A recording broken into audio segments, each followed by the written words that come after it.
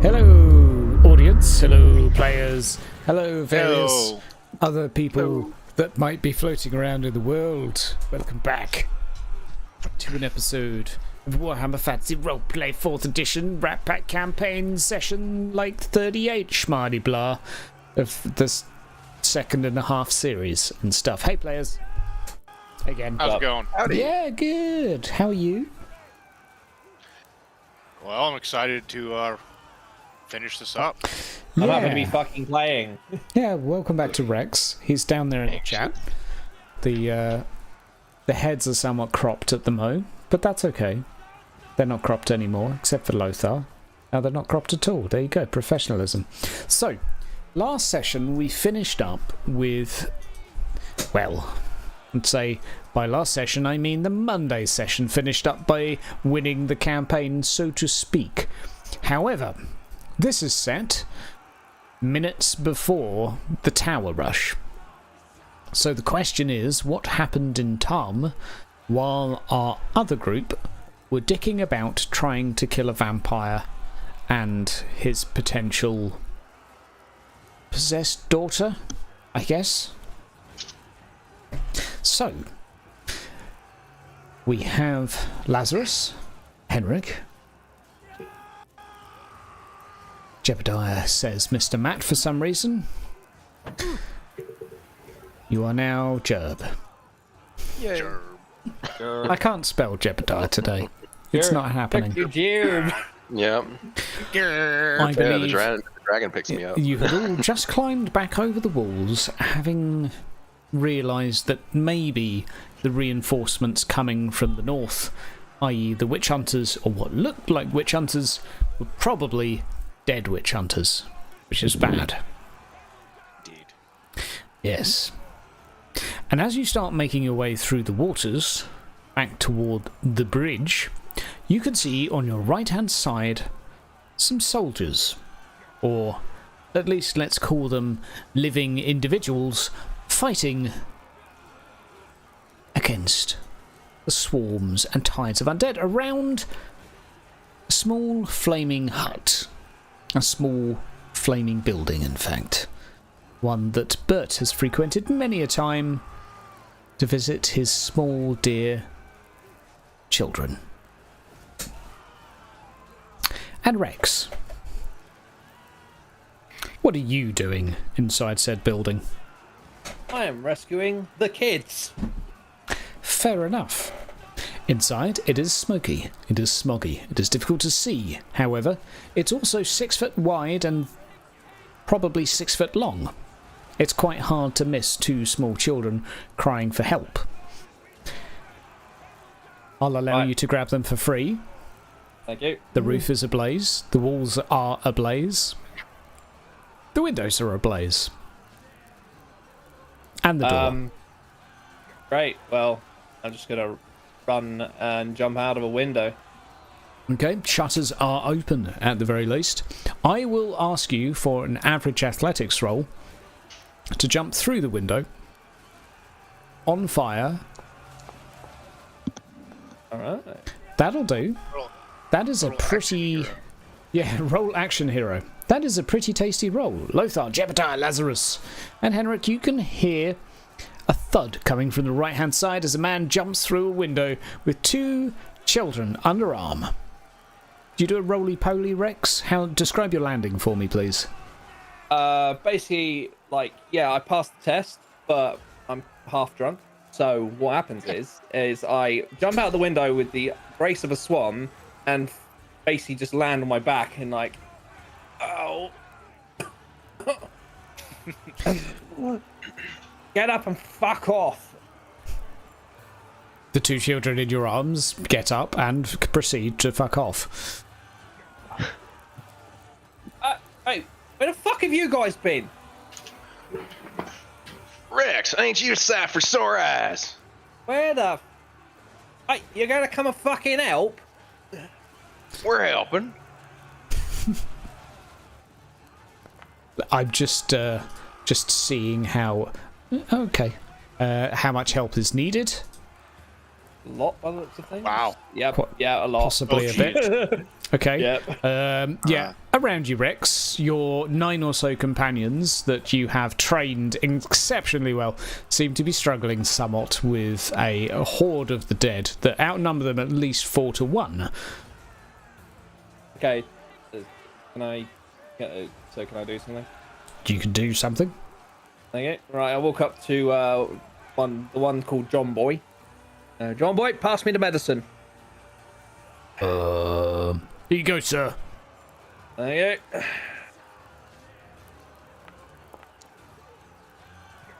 It'll do. All right, let's go. And I join in with them. Okay.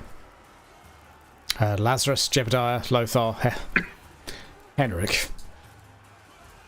There's a scrap going on as you see some 9 living individuals, still with flesh attached to them, fending off or trying to fend off the dead. As you move in, Rex, one of the companions, let's call him John, to your left. What's the plan, sir? There's too many of them. I don't think we can hold them much longer. We're going to slowly back away to give time for the rest of the people to get the fuck out. Do not let them wrap round us.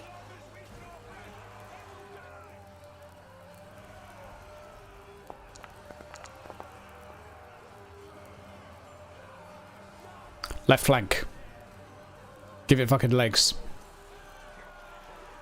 I believe is the technical expression. And the right flank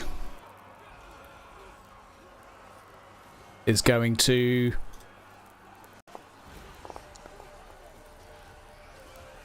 Fuck up, royally. Yeah, they're going to have to fight. I'm going to ask you for your attack. See if you can make a bit of space for him. You've charged in, I'll give you one advantage. Cool. You've technically come in and grabbed a drink, but I'll count that as charging. That's charging for Rex. Yeah, sure. Yeah. I didn't... So my hand weapon, we never changed that, but that's okay. That's fine. Effects will apply afterwards. Right. Okay. So, Fire you in the pull hole. out a particularly shiny sword that reflects the local fire and a shimmering light. And you cleave through and deal... That will be 18 damage, which is going to be enough to at least cleave 3 of them in half as your sword swipes through the central spine. I'll allow that enough to get you and the others down to safety. Now, fucking go, boys. Go. Lothar, Jebediah and Lazarus. Several men come sliding down the bank. All right, some backup. You need to get to the Stragani camp. There's a few too many of them, Amiga boys. Let's go. Side note, gentlemen. Lothar, in particular. Can I ask an average perception roll, please? You can. Dun dun dun dun dun dun. Okay. Ooh. Nice. Lothar, someone Critical eyes. you recognise. You hear shouting, nay, screaming your name. The other side of the river at the Stragani camp. This gentleman, thanks to your critical, you recognise. He was a gentleman you had left with your 80 refugees. Piss. And yet you can hear him screaming, Lothar! Where are you? Someone you know, mate? Yeah, that's the guy we left in charge of the refugees we'd brought back from the other town that was attacked. Now, for fuck's sake. Yeah, it doesn't get better. It never does. Well, we need to get back over there. Right, let's go, boys. Gentlemen, you move under the bridge. And as you move toward the mosh pit of foes, there is... Dun, dun, dun, dun, if I can find the fucking token... You'll understand why I'm having issues in a moment. Apologies. I maybe have goofed a little bit. Magic. We will do one of those, one of those, one of those. That'll do. That was way too high of a target, and that wasn't Gobber either. But all of that is absolutely fine, because I will correct that mistake. As you are moving in and through the water, slosh, slosh, slosh, noise inserted, the sky illuminates yet again, the Stragani camp in particular, in a dome of light that almost explodes to the radius of the entire town, illuminating a large dragon that was diving toward the camp. At which point, however, the light colliding with it, it reels back into the sky and back above the clouds. Illuminated in front of you is perhaps 200 civilians, all surrounded by an ocean of the dead.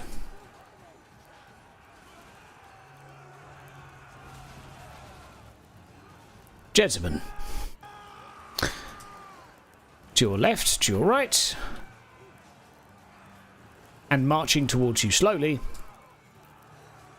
are the dead. Somewhere are some people. What would you all like to do? Are the zombies and skeletons attacking the people, or are they just standing there like they were when we first found them? They are... I'll give you this for free. Poking with spears, despite the fact it seems that the light around the camp... Put it this way, the dead are standing on a threshold trying to poke them with spears. Okay. You Is there remember a place where it looks like the ranks are thinner of the undead? Make a challenging perception for me, please, Lothar. You are technically blinded, but for a moment, everything is also fairly well illuminated, and all of a sudden this season, you've decided you have the eyes of a hawk. So... Had to happen eventually. Yes. You see one particular swarm, I will grant you the one I've shimmied toward you, has a few less zombies than others. Skeletons. Apologies. I'll yell to the others, we need to break through them, get into the camp, safer than being out here. You ain't gotta tell me twice. Gentlemen, let us roll initiative for you. Well, I tell you what, they're all attacking or trying to poke with sticks your villagers, so you can all just roll me an attack. For the sake of initiative, though, I'll start doing that in the background. But go ahead and make your rolls. Charging? Charging. You can charge as well, sure. Yay. Fantastic. Okay. Like that.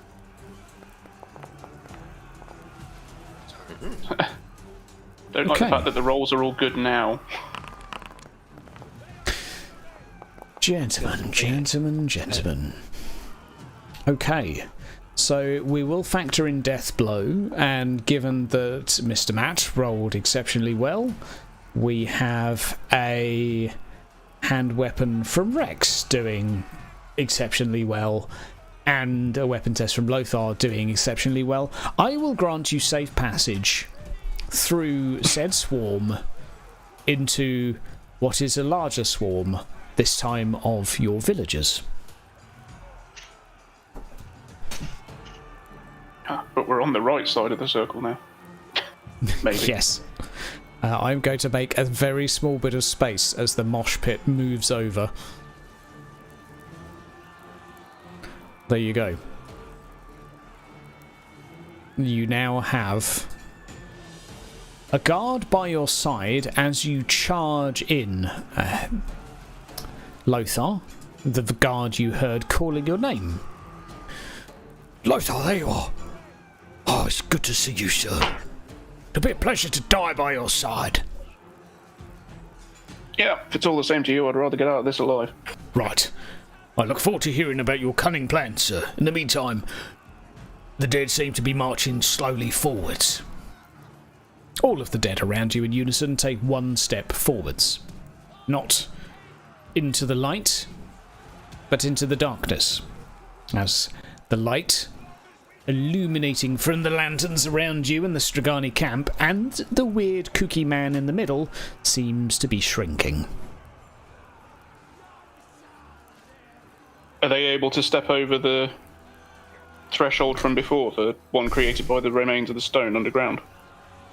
Seemingly, yes. Oh, piss.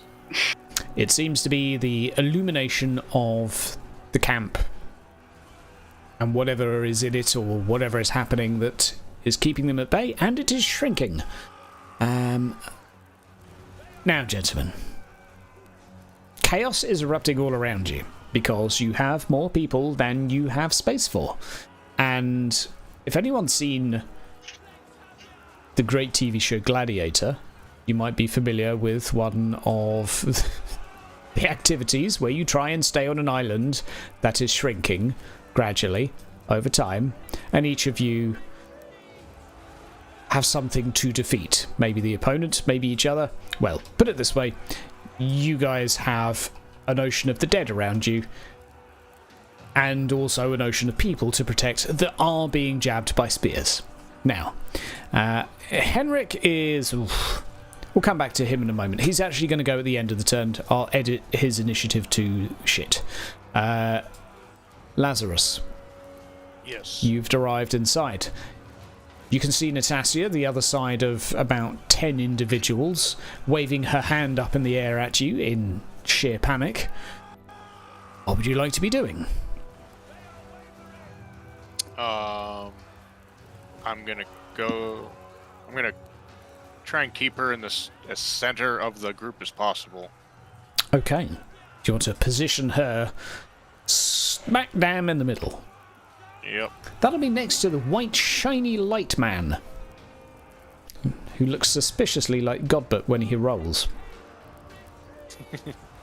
I will ask you a challenging athletics to wade through the mosh pit and grab a hold of your partner and maneuver her away from the enemies. It's challenging, but you make it. You also have a hold of her. This may be useful. I'll give you one advantage, Lazarus, for that. Cool. Mr. Matt, aka Jebediah. What are you up to? As the men around you are being stabbed when possible. Yeah, with us being in immediate, or with everyone being in immediate harm's way as the circle tightens up, I'll be looking around, kind of wincing as everything's tightening up, and people are bumping into my broken arm, and I'm just like, ah, damn, can't you see I'm hurt? I will take my boat hook, and I suppose I'll go ahead and just try to attack that south group. Just try to stay in the circle if possible to minimize that spelling. Anyway, to minimize the damage to myself if possible. Okay. Mr. Jebediah, make yourself your swing. Target the group.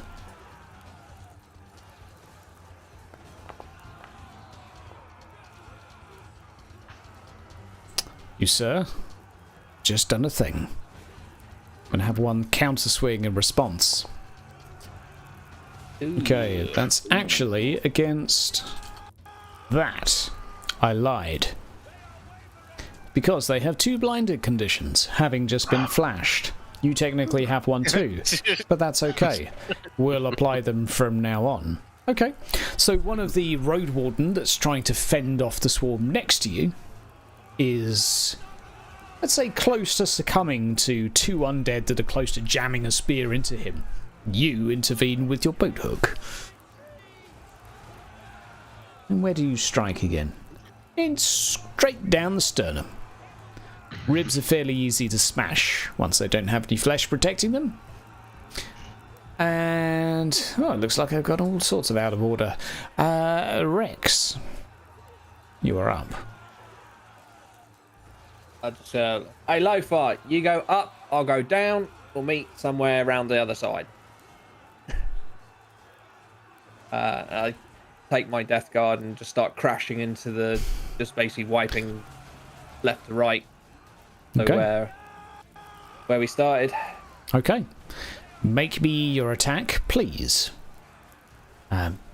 Target one of those swarms and go right ahead. I suppose no charge, because, well... No charge now. I'll give you your previous advantage, so we'll give you +10 after the fact. That's good, because that would have fucked up otherwise. We'll give them their blinded defense.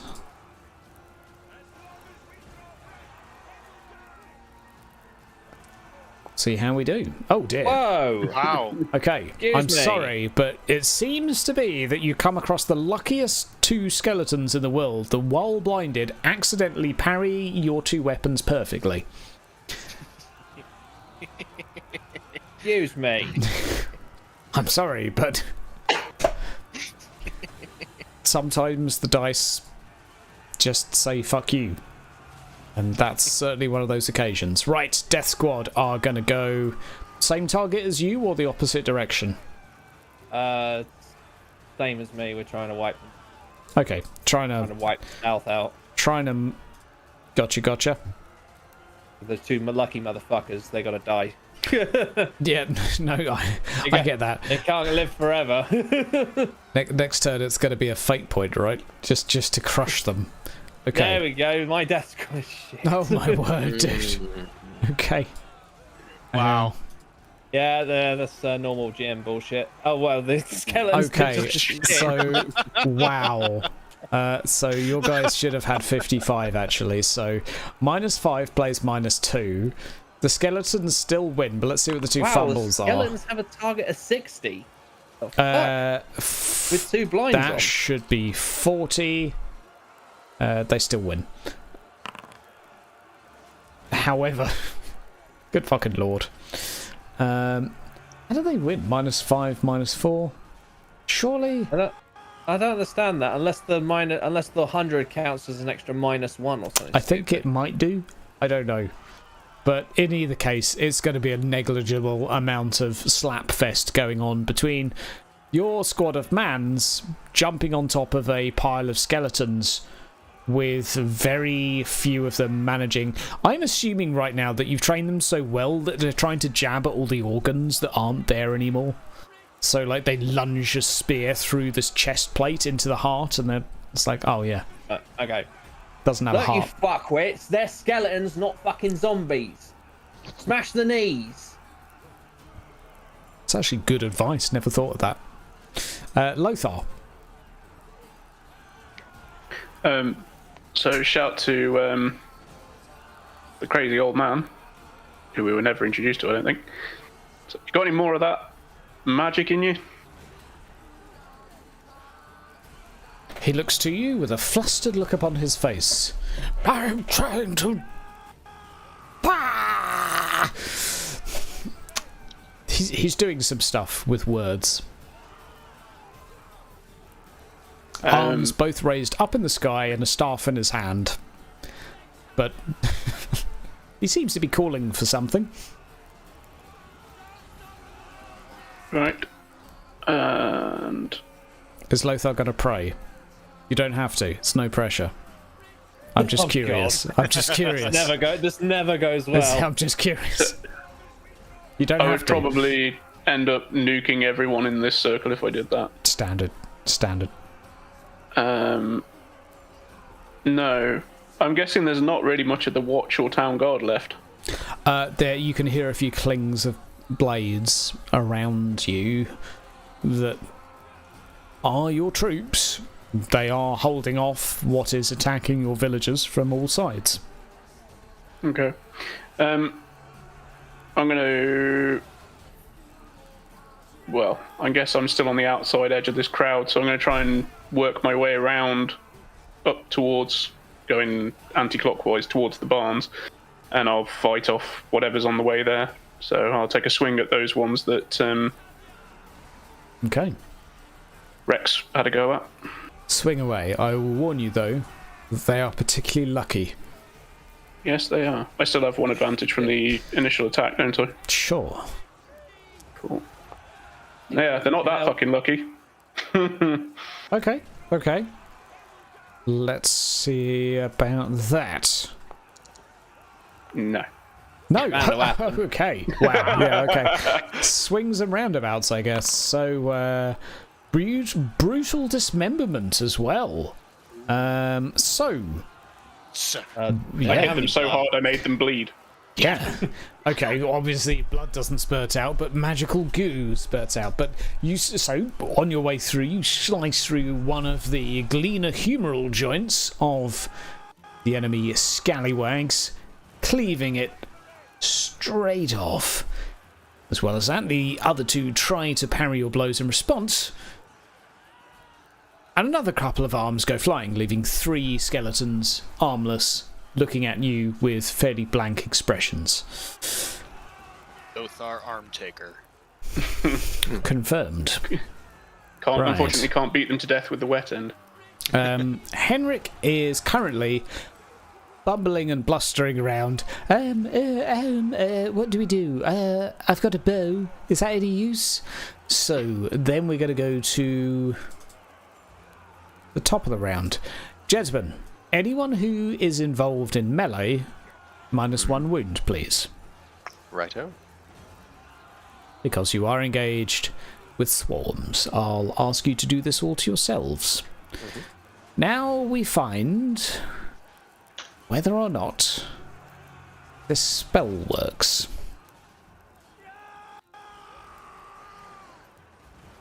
And we hope it does.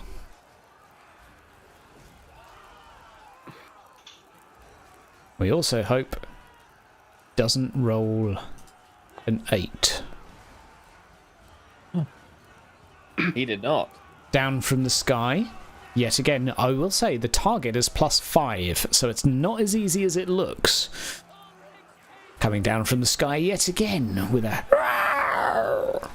comes a particularly large dragon flying straight down toward you.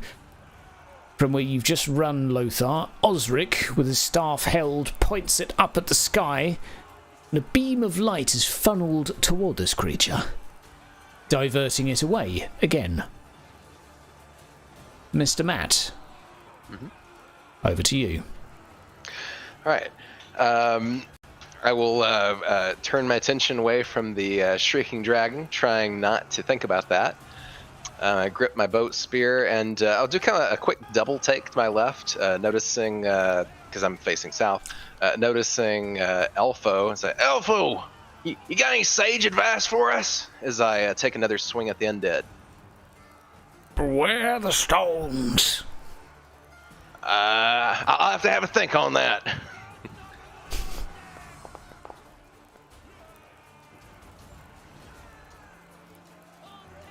Okay, a nice hit. Right, we will have another double flash defense. Not quite so hot this time. Jebediah winning, taking out one of the scallywags straight through the chest. Stay back. Bleh. Lazarus. And you can add yourself. Well, everyone loses advantage at the end of each round anyway, except for Lazarus, who's hiding in the middle. Lazarus, you have Natasha in your hands. I tell her that you're gonna stay as close to this glowy man as possible. I gotta go help the boys up front, and then I'm gonna go stand up on this box so I can get a good vantage point. Okay. And I'm going to assist in the battle.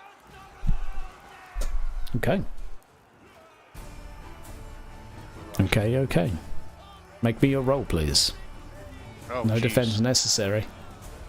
Well, you do hit one. Right in the arm. Right in the scapula, I guess. And I'm assuming with that roll, the arrow sort of lodges itself into the scapula of this thing and just like topples it over backwards. Maybe it will get up again, maybe it won't. You, however, gain yourself one extra advantage. And you're not engaged just yet. Rex, it's your turn. We're doing it again. Okay, I see where this is going. There's one of those days. Let us see. Yeah. Okay. We'll. Okay. It's good to have you back again. Wow. I forgot how much the dice hate you. So, let's see how the enemy do in response, though, because they might well goof so badly that no, never mind. No, they would have beaten. They would have beaten me on the fucking normal. Yeah. Okay. You know. It is difficult. Oh. Okay. Wow. Okay. Wow. Right. Even the Dark Gods are like, you know what? I can't help you with this. I'm gonna fucking reboot the software in a minute. Jesus Christ. Okay. The dice officially hate you, but that's okay. The next turn, I'm sure, will be more fortunate. In the meantime, you are swinging away at two skeletons with spears that, despite fighting someone else, are accidentally parrying you consistently. As if they're being puppeted by something mysterious. Right. Assisting you, however, and we're going to roll crossbows instead, because they're cool. Oh, they're not loaded. Okay, they are loaded now.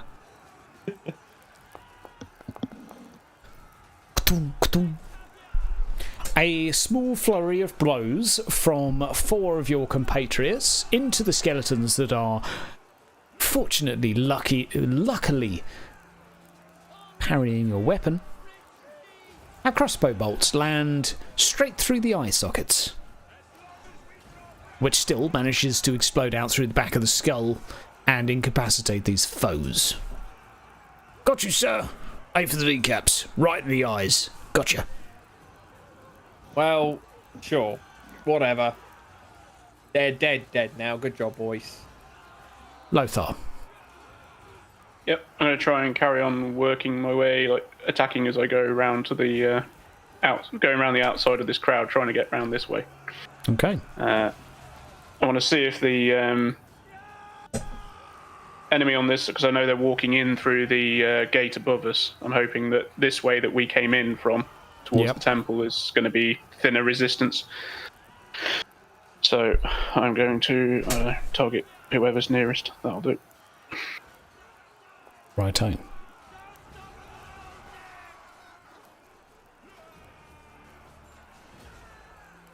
That is a good stab. Let us see in response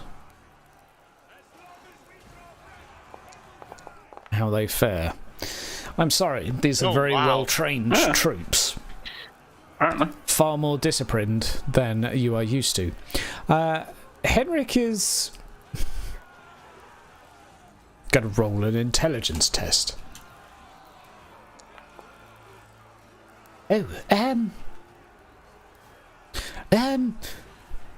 Starts rummaging around in his bag. Pulls out a horn.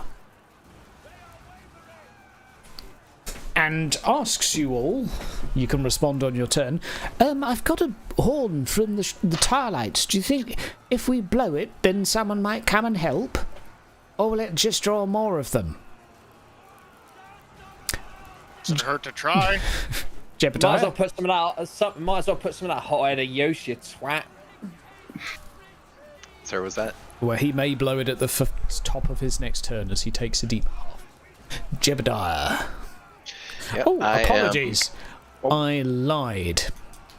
Because I think that was just the end of the turn, which means we need to make another roll. For the mystical, magical, wonderful, fantastical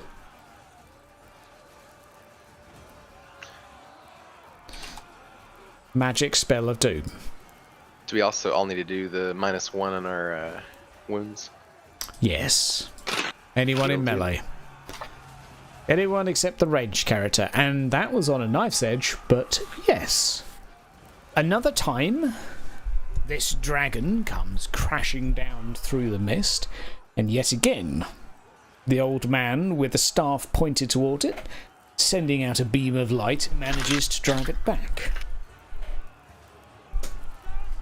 You have been, as some would say, bloody lucky. Jebediah. You bastards, stay back now. I give another attack.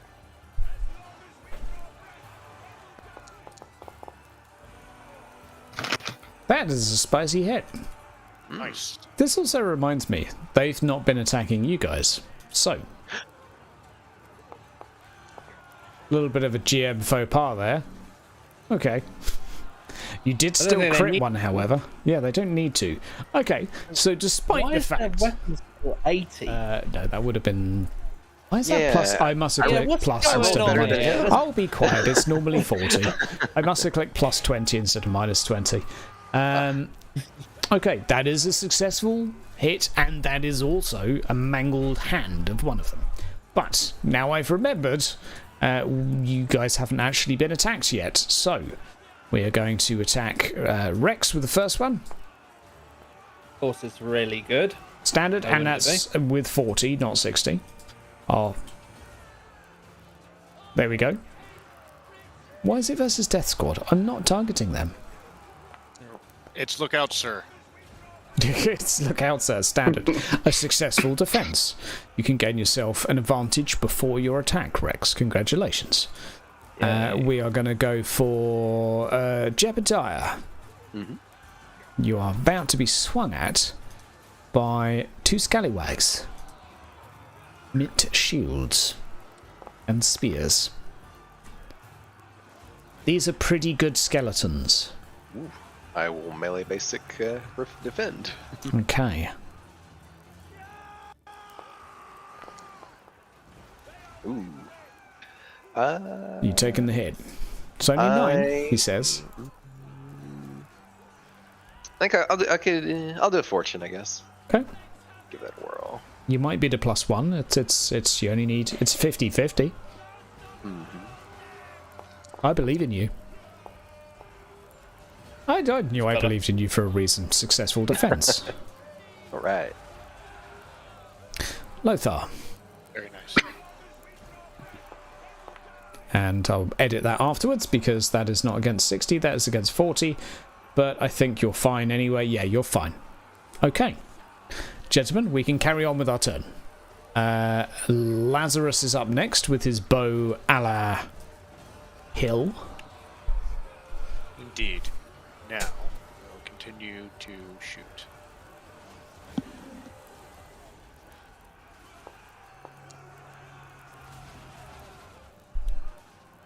That is a better hit. That is definitely a better hit. They don't get to dodge, so that is going to be another few dead. Well, I say another few, it's 1 arrow, but still. A very decent hit. One taken out that is just about to strike at one of your civilians. 1 life saved for you, Lazarus. You can gain yourself 1 advantage. Rex. Over to you. Right. Starting to think that maybe we need to set some of these assholes on fire.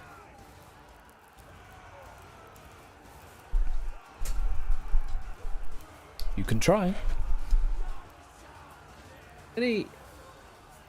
I'm gonna use my advantage to disengage. Okay. Yep. I'm gonna take 1 step back. I'm gonna go clear the way, boys. Oh wait, I can't swap, can I, to Ralph? That's the action of the turn. I was gonna use the blunderbuss. Hmm. Yeah, I can't do that. You could stick your sword in the ground and do it.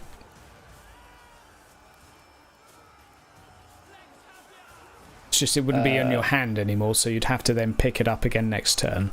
So if anything really bad were to happen, you might not have it in your hand, but you could, in theory, back off quickly. You've got the sword in your hand, jab it in the ground, pull the gun and shoot. That's doable. Yeah, fine, whatever. Yeah, let's do that. That sounds cool. It looks cool, sounds cool. I'm down with it. Yeah, great. Just let's do that, if you then. magically teleported to Africa, then your sword wouldn't come with you. I'm not saying that's canon, but we'll see. All right. Okay. We'll do that then. So yeah, I'll just back off. Stick the sword in the ground. Pull the gun. Okay. And fire in the hole. Any mod? It's a shotgun at point blank. Plus 60. Sure. Fire in the hole. It is just Bang. yeah, like you can't miss. There is an ocean of them. The only question, I guess, is can you not hit an ally? And that's easy enough. So, that is going to send several of them not only into pieces, but flying off into the distance. You have a little clearing for your dudes. I'll allow you... Well, as it's your death squad's go, I'll allow you to position them to assist anyone if you wish. I will allow you so that one person on the group doesn't get attacked. You're not going to because you've not been engaged now because you've just disengaged. But if you want, so they're gonna form a wall and push out Jebediah for this round. Okay, they're gonna cleave through and form some space. So So we've now made some space and shoved back Jebediah out of the way because he's already had his turn, hasn't he? Yes. Yeah, so he won't get hurt this turn. Okay, Lothar. You are balls deep continuing in bone. Continuing my quest to try and get to some sort of high ground so I can see what the fuck's going on. But I will attack these guys on the way past. Okay. So that's like an attack and a disengage, if I understand correctly. Well, I doubt I'm disengaging from shit. I assume I'm just kind of swinging into the mob as I'm trying to... Oh, fair enough. Multitasking. Yeah, I'm kind of pressed between civilians and undead, so just kind of swiping at the undead as I go past. Guys, man, these guys. More swiping, less undead. They are Chads, apparently. You are against an army of Chads. Right. Wow. 3. That is whatever. Weapon length is factored in as well as some other stuff. So it might be Weapon length are they using? Weapon length. He's using a spear. I was going to say. They're only using a hand weapon, true. So don't ask me. I'm just the science here. I don't know why that's 3 and not 2. But Warhammer is confusing like that. So I let. Either way, they still won. Yeah. Maths and science is done for us by Foundry. All hail. Everyone that is engaged, i.e., just Lothar, please take me 1 wound. Yeah. Sorry, you're too far away. All right. Right. Yet again, we have a moment where not Godbert continues to try and hold back. Good fucking lord. Okay, fine. It's about time your dice helped us. Yeah, like if he fails, I'm not even going to tell you what happens if he fails. But I mean, he's not failed, so everything's fine, right? You're halfway there. All you've got to happen is like a 1 in 3 chance to happen another 4 times.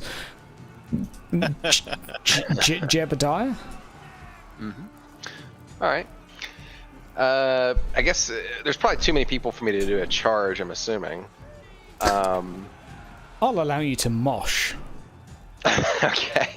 All right. In that case, is that southern group, is it almost dispersed, or I guess is the that one guard group, do they have it handled pretty much, or? Put it this way.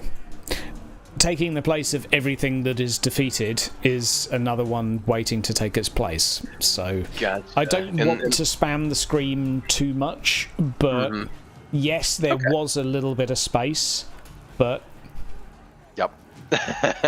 just for the sake of things being a little bit more true to what's going on at the Mo. There you go. Boy. There you go. All right. In that case, I'll go ahead and this time I'll target the group over near Soren and Lothar, and give it a good mosh over that way. Okay. Soren and Lothar.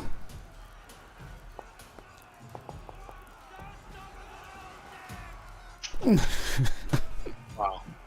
That is a +4. That is tasty. I am going to respond to that with a tasty roll of my own. Yeah, with a 1. Standard. Oh, you still win. Congratulations. Yeah, it was bloody close. Okay, standard. Okay. Yeah, on your way through, you manage to cleave through one and reposition yourself. You can kind of move your token wherever you like. Now, because I didn't do it again, and I remember to do it after Mr. Matt's turn every time, Rex, time for you to be attacked first. Not in combat. You're not in combat. Haha, touche. Okay, it's just Lothar. It's just Lothar. It was just Lothar, yeah, fair enough. Fair enough. No, I'll give you that. Well spotted. Okay, there you go. They all drop their A spears. little bit of lady luck coming your way. Okay, Yeah. Congratulations. One of the skeletons, even accidentally, or maybe intentionally for insults in a former life, jabs the other in the back of the neck. You are okay, Lazarus. You're The up. undead have animosity, undead. They seem to. They seem to. This may turn into a war soon. One big free-for-all. Well, I'm gonna keep shooting these skellies. Okay, another one goes down. How many arrows do you have left? 9. It's a lot of arrows. Okay. Rex, you are up. Right, so I'm going to push around to Soren. The Okay. one's nearest him. You're right, Soren. Maggie! Parrying a sword to the side with his dagger. Nice. By the way, your mum says hi. Oh, sorry. Before I walked over, I picked up my sword and carried on, sort of thing. Slung my gun. Actually fairly good with the knife. Yeah, fucking Sure. hell. Pick your sword up, off you go. Yeah. Swing away, sweetbreads. So I've got to reset all the offhand and shit. One for the charge? Or More mosh now, mosh? Okay, mosh. Moshing away. but there's no clean line of sight to anything anymore. There's just people. Cool, let's go. Ooh! Tasty, tasty, tasty. I have to roll again because it doesn't allow you to use critical. Okay, let's go. Oh, and they crit back. Damn! Okay, but they were rolling against 40. So both of you crit each other. They get you in the arm. Would you like to burn an armor point on your arm? Yep. It seems pretty standard. I ain't having no bleeding at this Ain't got point. time to bleed. I ain't got time to bleed. These motherfuckers. You definitely don't have time to bleed. I couldn't agree more. And you, sir, a minor arm cut as well. That's hilarious. I can only assume, like, both of you just swing into the opposite person's arms simultaneously. The skeleton just looks and's like, I don't have blood. And looks at you. Why am I? like, Why am I bleeding? And I'm like, yeah, my fucking my trench coat, you motherfucker. Yep. Okay. You may be subject to hatred now. What are the Death Guard up to?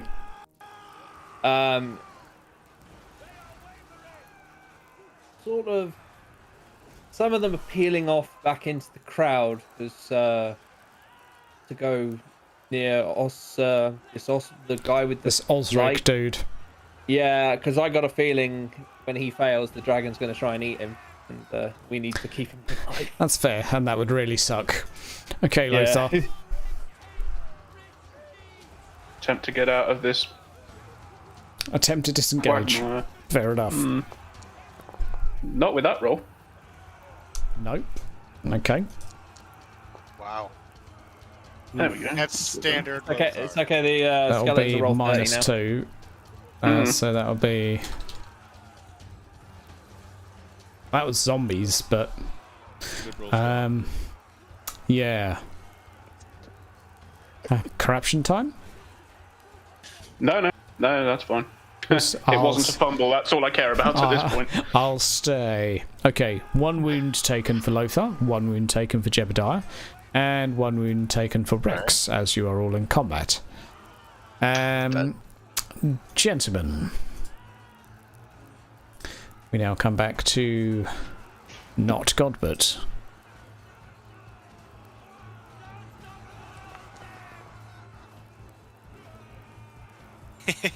Uh-oh. Oh, Finally, that's Damn. not enough. Gentlemen, Can we pile a fortune into that? I'm not going to allow... No. Okay. Because it's for alright. your own rerolls. It would be too... Because you'll need your fortune in a second for a very large dark shape coming down from the sky above you. Now, this dark shape plummeting down is releasing something from its mouth. damn. This is a noxious, putrid, flaming, burning, toxic sludge. And it's coming down straight toward, well, just everything in your area. Gentlemen, can all of you make me a challenging dodge roll, except for Lazarus, who is currently stood up in the air? Can you make me a difficult dodge roll? Just think I turned my advantage off because we took that hit. Better. Oh. Okay, and this will be opposed. This will be opposed. So bear with. Let's see how good at splooshing you a dragon is.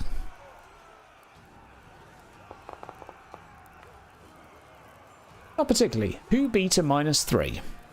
Me. Looks like me. All of you save for Lazarus. I'm going to fortune point reroll this. That's a good idea. Okay. Right. So, because I crit, can Yep. I grab Soren by his neck and just shove him into the floor quick? Sure. Sure. I will certainly allow you to grab Soren and make sure that he is safe. Fucking get down! You're Right. total bro. I will, however, say...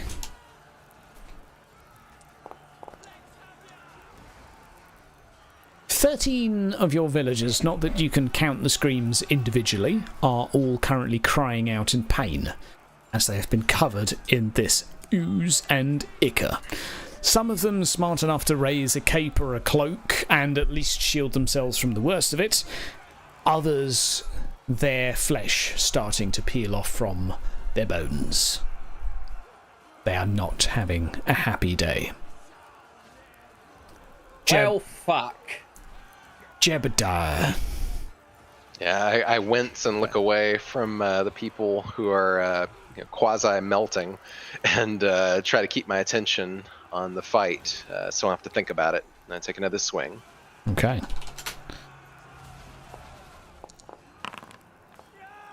I'm just rolling a separate thing. It's totally unrelated. Oh, shit. Okay. Well, Death. Great. death. Awesome. Yeah, that's the second time that's been rolled. Okay. Bad news. That's Osric's arm. Oh. Oh, sad face. Like, yay, dismemberment, sad face. It's friendly. Wait, so this is that thing that happened before where Oh, wounds death. Oh, shit. Oh, shit. He's actually... well, fuck. Death. He's gonna die. Yeah. That's just wounds dead. Yeah, okay. So on the way through, this creature's tail catches his arm. He had no armour. He's a cloth wearer, and rightly so. And, yeah. Well, shit me. That's...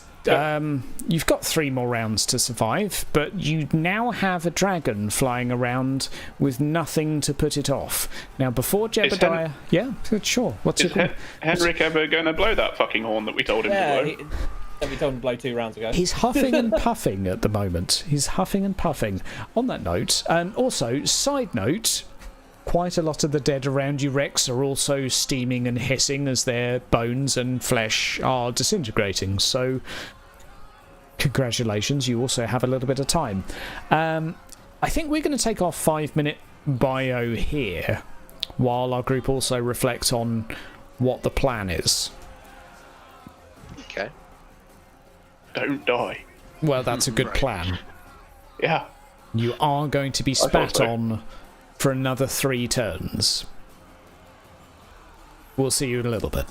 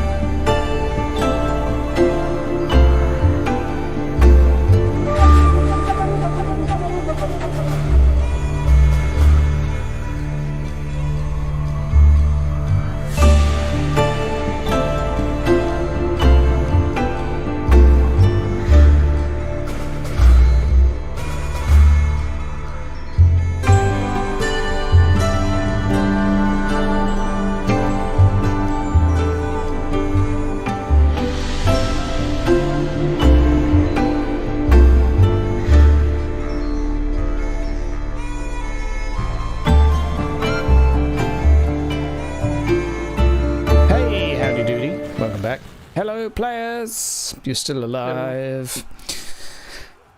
And speaking of still alive, Jerbadiah, you're the first person that's still alive to have a go.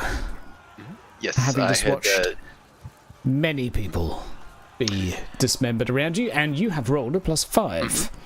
Now, you've only got a couple of scallywags around you. You have cleared the remaining standing ones. You're free to move or do whatever you like. Right, in that case, I will fall back a little bit into the crowd so that I won't take damage this turn. Okay. You are shielded, in a sense. Lazarus. Seeing the dragon spew forth death on people, do I see Naticia? You were on raised ground, you jumped off, but she's right in the middle where you left her. But do I see her? Is she harmed? Is what I'm getting at. Oh, she's alright. Okay. She's shouting at you, if that's what you mean. Okay. Well.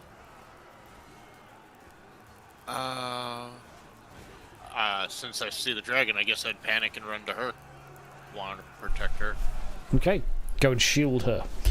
The majority of people are either on the ground or dead in the area, so no, she's more of the former than the latter, fortunately, so you can run over and assist in whatever is to come. Rex.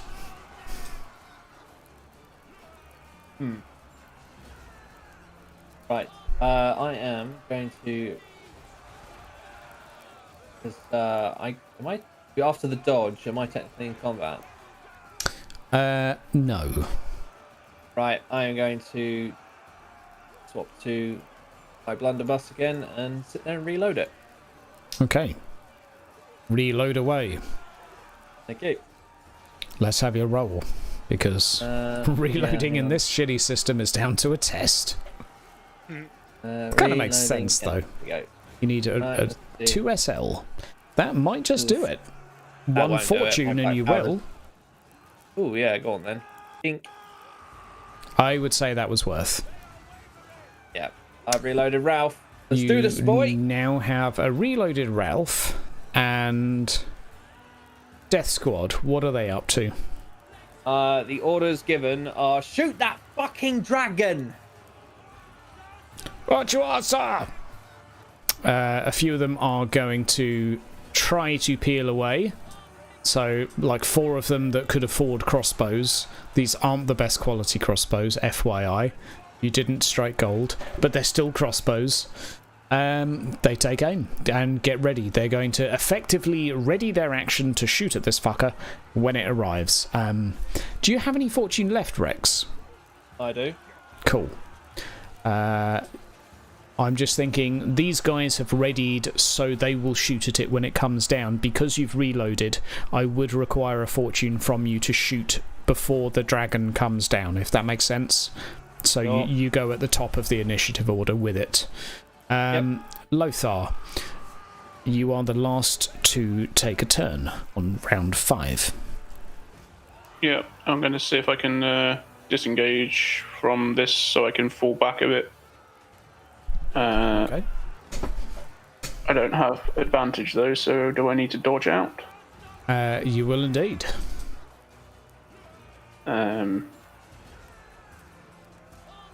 See if I can dodge out.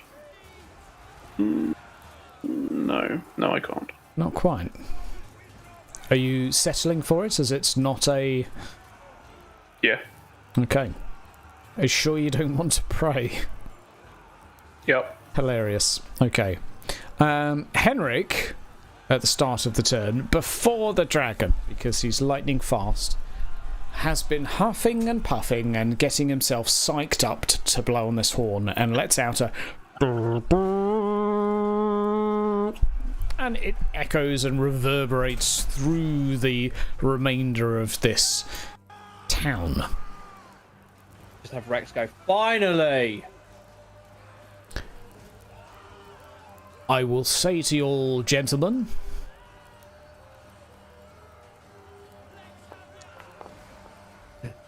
1,000 more skeletons turn up. you will find out momentarily what happens. Now, it is time for some crossbowmen to take a shot. There will be 4 of them, so what we'll do is we'll give them a little bit of a bonus of shooting something incredibly large. Now, really what we're looking for here is a crit. So I'm actually going to roll 3 times because we just need one of them to crit. Which they won't. They'll fumble and drop their fucking bow. Yep. They scored a double. Put it this there's way. the double. Put it this way. If he had a better modifier, it would have been a crit. No, that's a lie, actually. 99's always a fumble. 99's going to be a failure, yeah. Yeah, okay. So, Broke his it's fucking hilarious. Loaded dice. Okay, that I forgot to give the bonus, but okay. Doesn't matter, not a crit. Last one, because we said 4. Not a crit. Okay, so that last one would have hit. The first and last ones do hit the creature.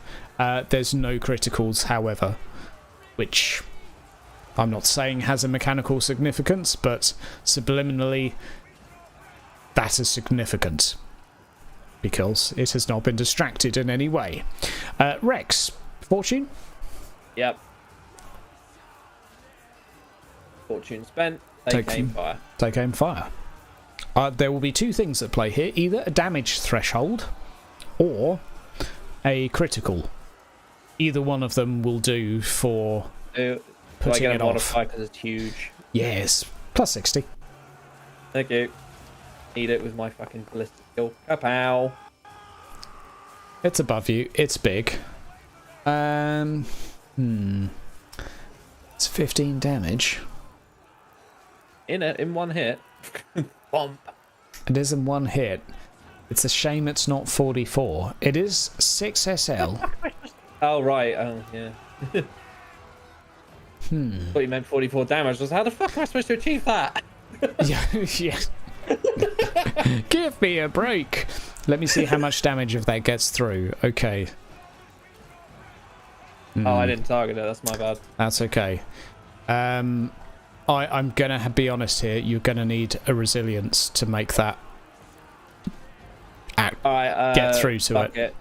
Right, we're gonna resilience an 11 then. Because by the time all that's done, you're basically down to like 5 damage getting through, which is like fine, but you've just ticked it off rather than. Okay.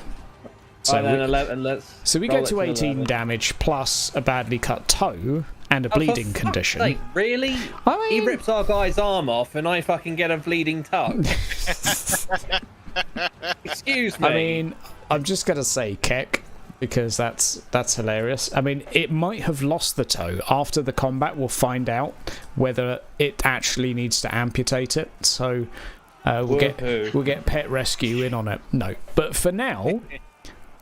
You have dissuaded it. You shoot it in the leg, and as it is plummeting down towards you, striking off one of its toes and a portion of its left leg, it swerves in the air, and the blast of corrosive acid that was due for your mass of units is diverted in a direction of a clock.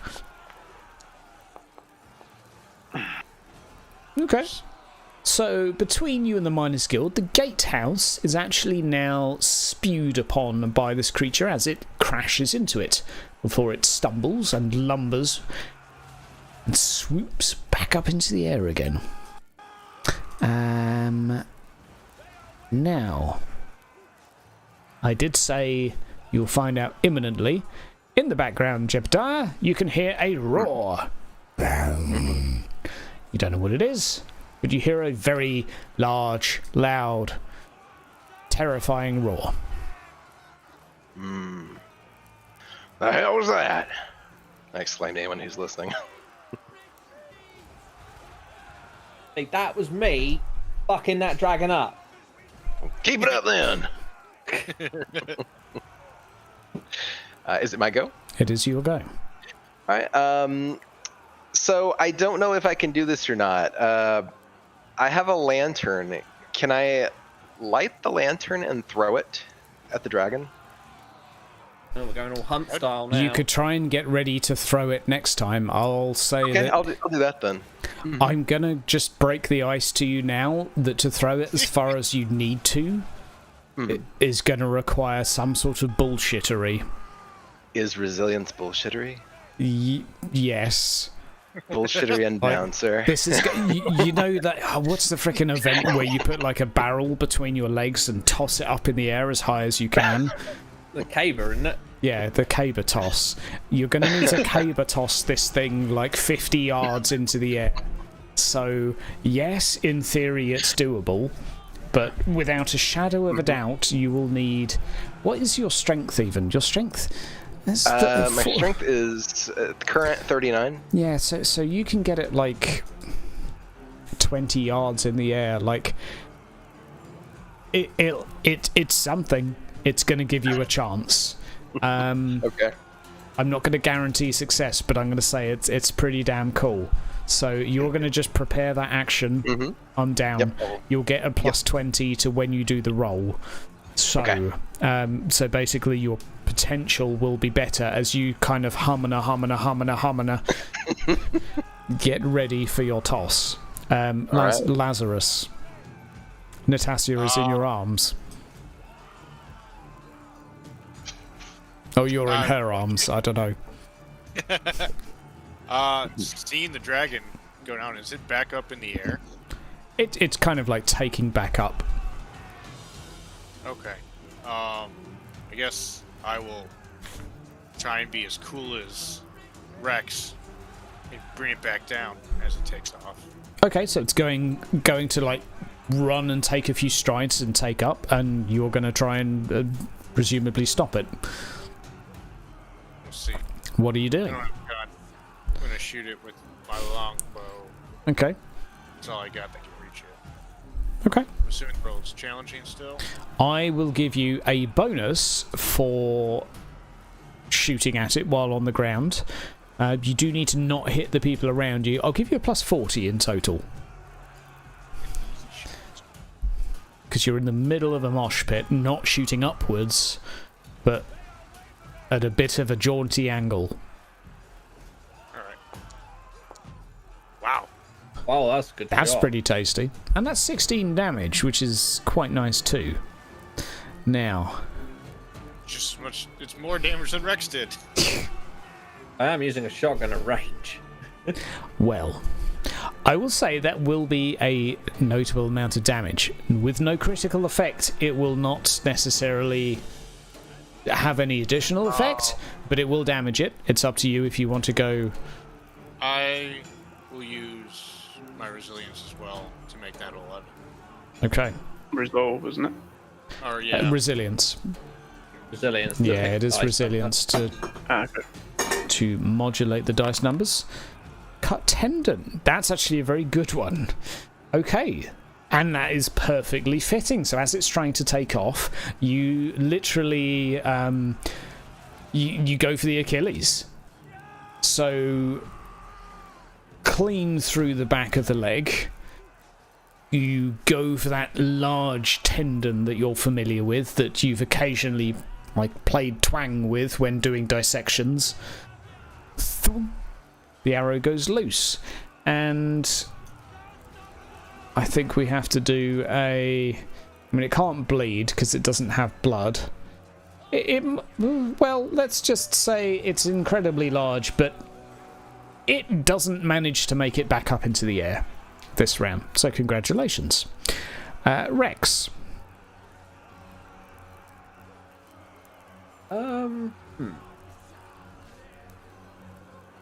I'm thinking that I'm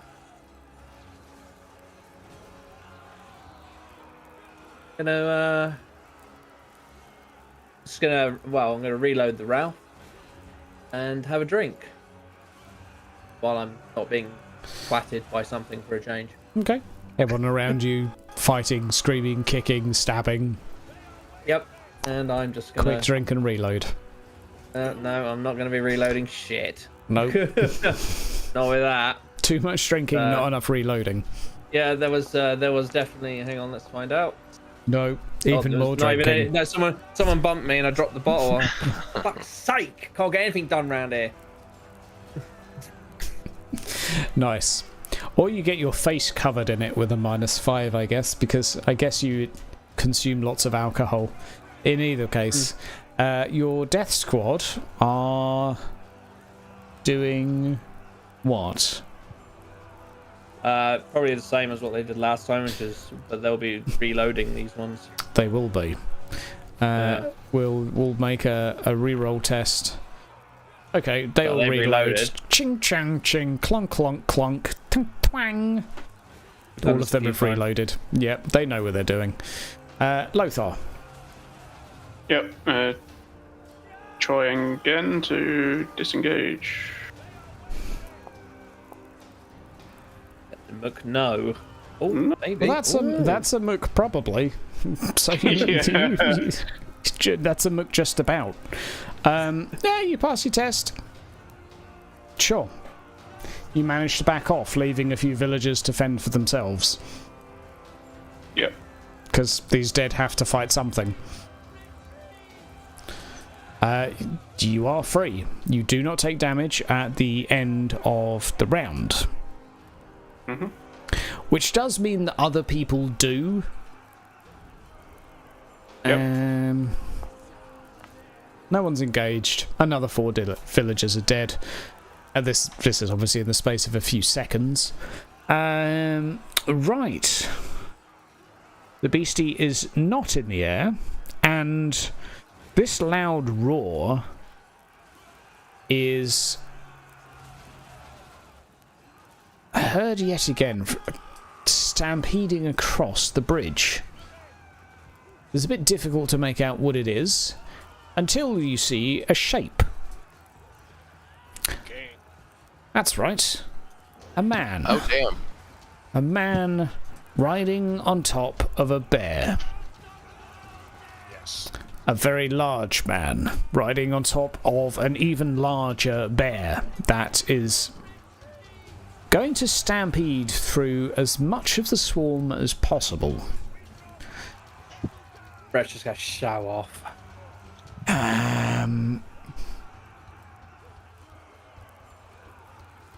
We'll just do a ride test for this. Oh, blimey. Okay. Wade's He's got a good in. ride. He's written a few things in his time. This isn't the biggest of them.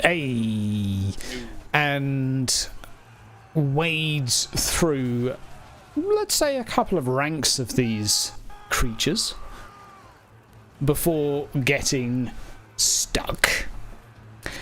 This bear has a wreath around its neck, and Yeoman has a particularly large axe in his hand, a horn in the other. We do not need to roll for the dragon that is taking flight. Save for...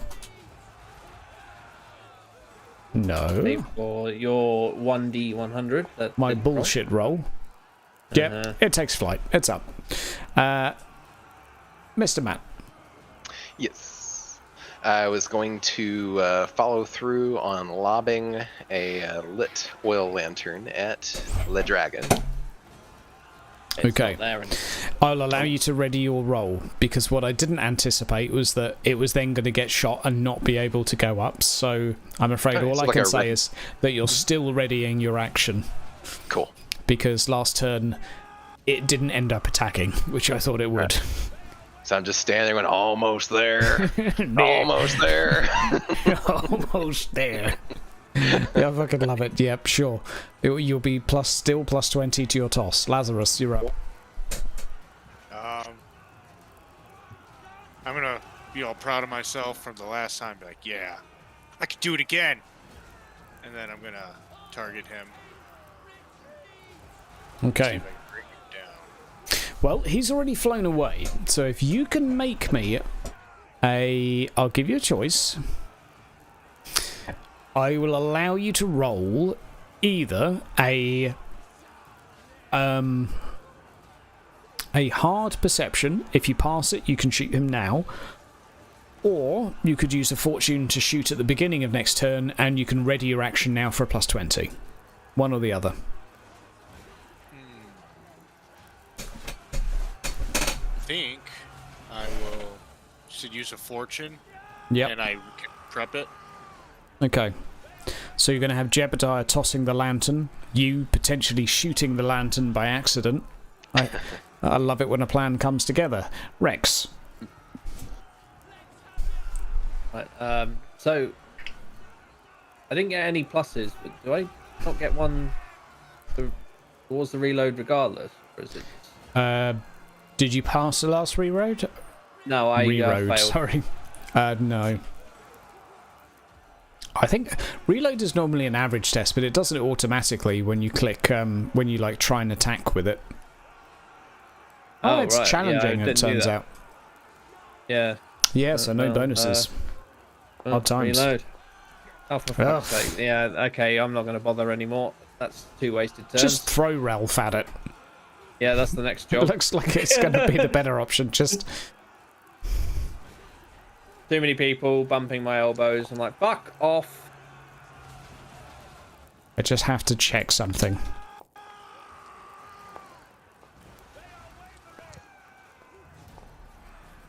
Fine.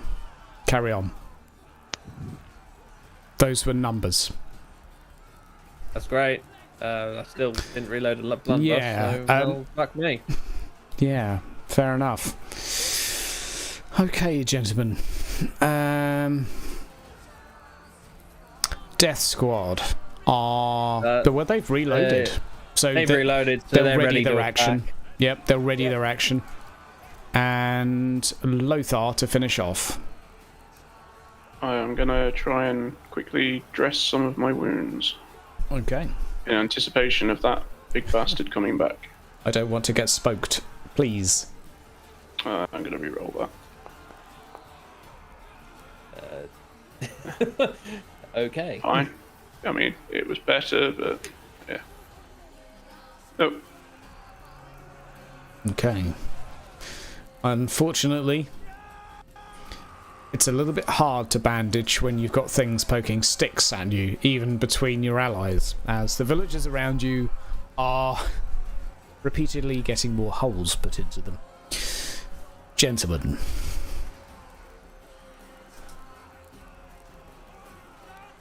I think this could be a little bit bigger as it gets closer. That's a bit more appropriate. Now, unfortunately, it's not on top of the other tokens. That's racist. Anyway. Just delete those tokens. We know we're fucking outnumbered. Yeah, don't need to hammer it home too much. There you go. There you go. We can see a bit of a dragon. Okay, first of all, we just have a small roll to make, which is a... Okay. Here he is. Santiago to save the day. You guys don't know what's happening with Santiago right now. We know on camera what Santiago's doing. He is on the... third vertebrae down, quite near the base of the neck of this dragon, with his dagger trying to jam it in between the scales. He's getting there. Like, he's like jab, jab, jab, jab, jab, jab. It's going to take a while. Mr. Matt, it's time for you to toss off. Sure. I do not notice the small man amidst the very large draconic body soaring through the sky at breakneck speeds. Yeah. But I do take aim as best I can and give my oil lantern a lob at the dragon. What in the world do I click to do that? That's a really good question. That's a really good question. I think it'd be improvised weapon or something. Ballistic skill. Yeah, I think a thrown is technically a ballistic skill with plus 20. Okay. So an average ballistic skill as you... because it's a ranged throw, effectively. But a ranged throw improvised, so... But yeah. Average. Alright. Make your roll. Feel free to get a natural crit. I didn't click on him. Yeah, that's what I'm going to use that... well, I'll wait for the roll, I guess, to see if she a 1 or 11. Okay. So where he's not dodging, so and he's a big fat fuck, so. Oh, okay. Then I guess 11 would be don't... the way to go. Let me click my resilience there. There you go. Plus 3 and a. Of course. Okay. But you hit him square in the center of the body. Lazarus, are you shooting at him? Yes. He has an oil lantern on him currently, which is maybe going to set him ablaze. We'll find out about that in a second, but I'll ask what you're doing to shoot him first. I mean, I'm imagining I see this lantern flying through the air, and it hits him, and I'm gonna be like, ooh, maybe I can shoot it. Okay. What should I make this difficulty? You're going to shoot the oil lantern as it hits him, if I'm correct. That's the goal. For some sort of edgelord maneuver. Sure, I will say... I mean, it is going to be a very hard roll, but there's still a chance of success. There's also fate to guarantee success. But you might pass the roll. I have faith. So, maybe one of the crossbow bolts will save you, maybe not. What difficulty? Very hard? Yeah, very hard. Okay. And I get a plus 20 modifier. Yep. I'm assuming I lost my advantage. Yes. I think. Roll. I don't think he's been hurt, and he did hit it last time. Yeah, you did hit him last time, definitely. And yeah, last turn you ran toward Natasha, so that didn't get you shit. So you got one advantage. Alright. Do this.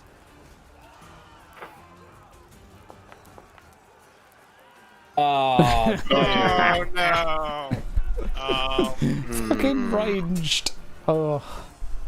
Okay. How do you feel about that fumble? With his bow. Headshot Santiago. We just see Santiago fall from the sky now. All I see is he's still holding the arrow, and it just goes twang, and he's like, "What?" Ah, man. I kind of want to use a fate point to make it a success. Then do it. It's the season finale. Let's do something cool. It won't guarantee a crit, but it will guarantee you hit the oil lantern. Try and spark it. And the oil lantern was a crit. So Right. yeah, you want to hit it? Guaranteed? Yeah, why not? Okay. So it gives you the best result possible, which for this was +3 SL. So, Jebda. Mm-hmm. You plant this lantern perfectly between your nuts, looking straight above you, swinging back and forth slowly for about 5 to 10 seconds, waiting for this thing to get close, before seeing it head down towards you, and you toss this thing with some considerable force. At the point of impact that it is about to land with the centre of this creature's chest, driving a portion at least of the oil underneath the scales is an arrow that pierces through this. And this does achieve pissing off of said creature as it collides southeast of you onto the floor with a doof doof doof doof splash as it lands into the water. I was trying to ignite it. Yeah, That works. I pumped my fist on my good arm with excitement. Well, the whole thing's not going to be submerged, so don't worry. It's not like it's going to put all of it out, but yeah. It is Dragon barbecue tonight. It is soaked in oil with an arrow lodged in between one of its scales that is searing through its flesh and on fire. Rex. Right, so I'm going to switch back to hand weapons now because apparently Ralph does not want to shoot anymore. It's fine, he's done some stuff. So I will switch back to that. I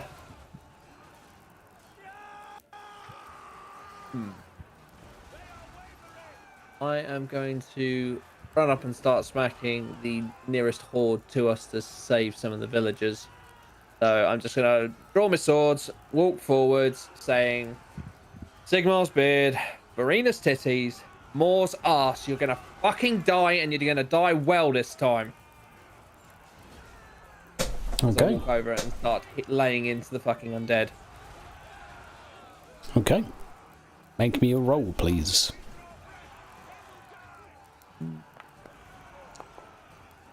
Hell yeah. That's a good roll. Excuse me, what the fuck? That shouldn't be doing that. Shouldn't be doing what? Well, when you do a dual wield, it's supposed to reverse the dice unless you get a crit. Oh no, wait, it did reverse the dice. It just took ages. Fine. It just comes up with another window. That's weird. It didn't used to do that. It's a pretty decent roll. The militarized skeletons, however, are... Can I fate that? Yes, if you wish. You could do it to roll effectively a +6, which would beat them.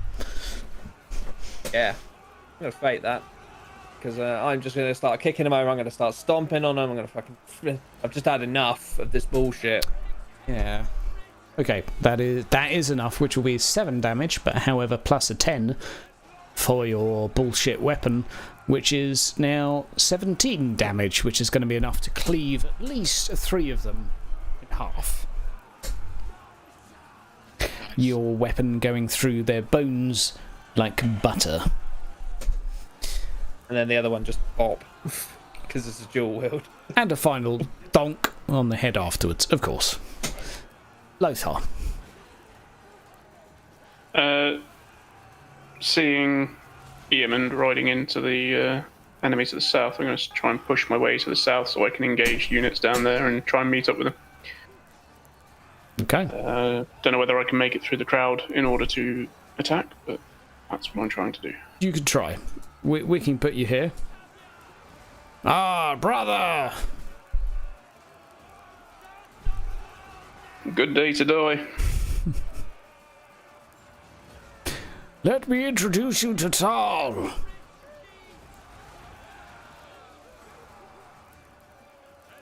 As he... I wish I had an eagle right now. Yes. Make me a roll, please, sir. Remove zombies so you can see the bear. Oh, you can't see it. I can. No, he's but I'm been also- piled on. Neither can your camera.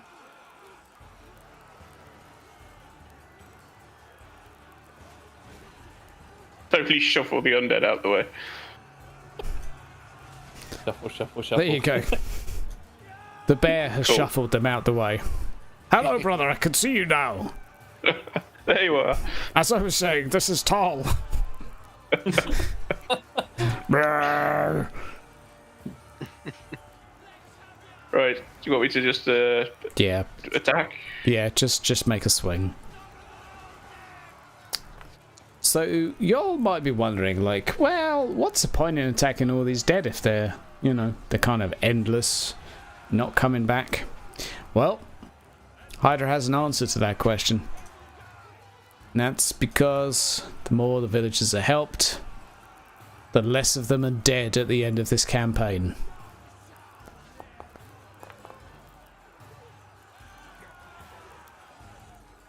That's close, but you have the better target, so that's going to be a successful bop of your spear on the way through to clear at least one or two of them out of the way. Top of the turn, gentlemen. Potentially the last turn. We shall see.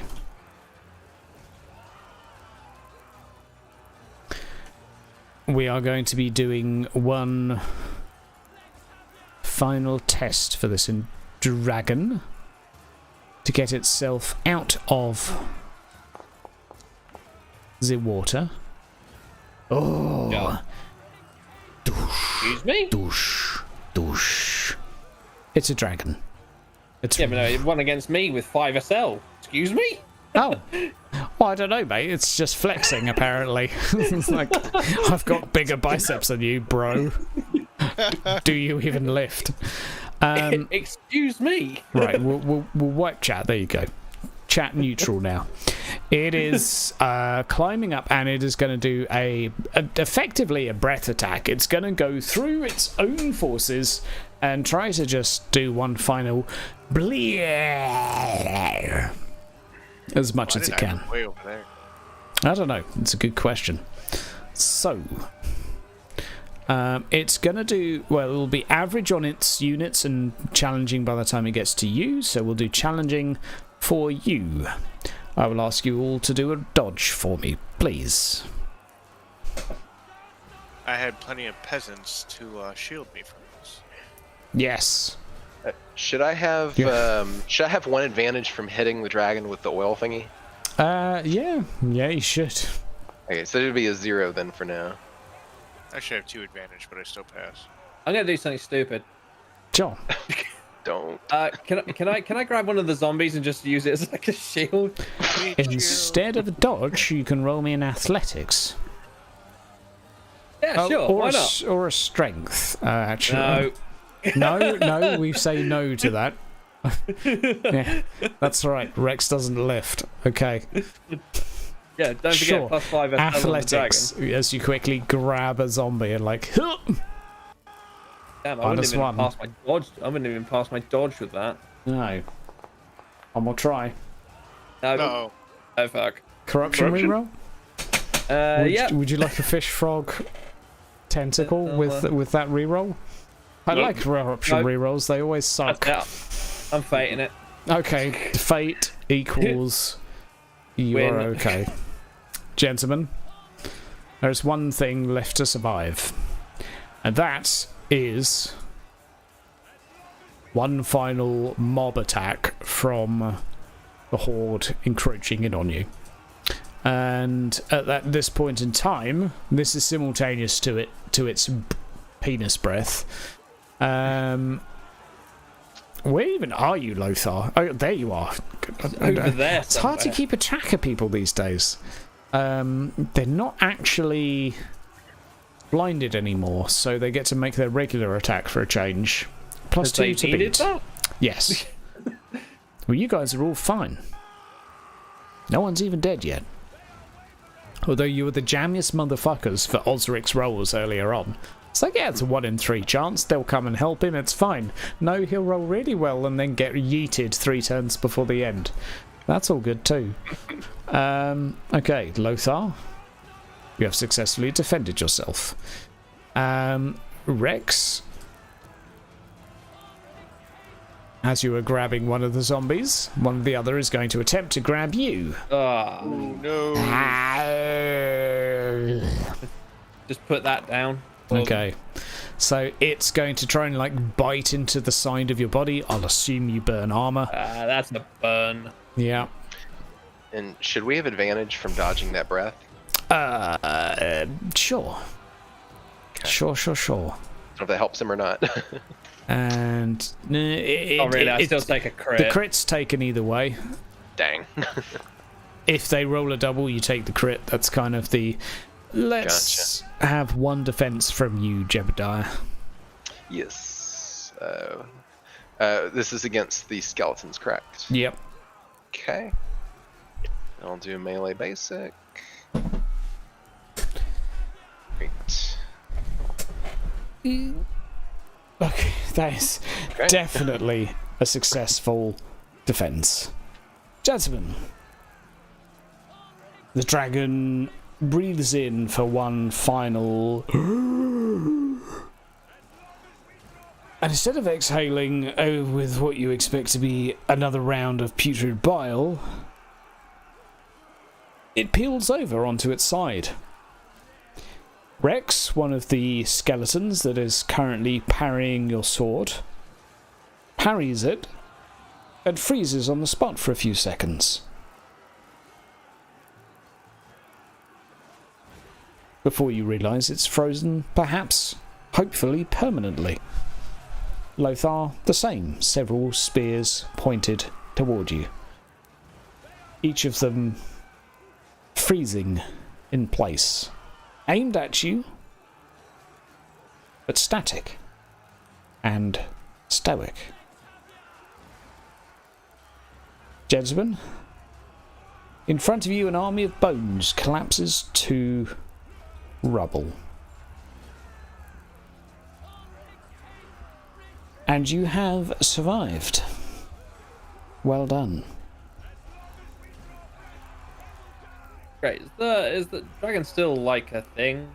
Or is it collapses? Or is it like dust? It collapses over onto its side before its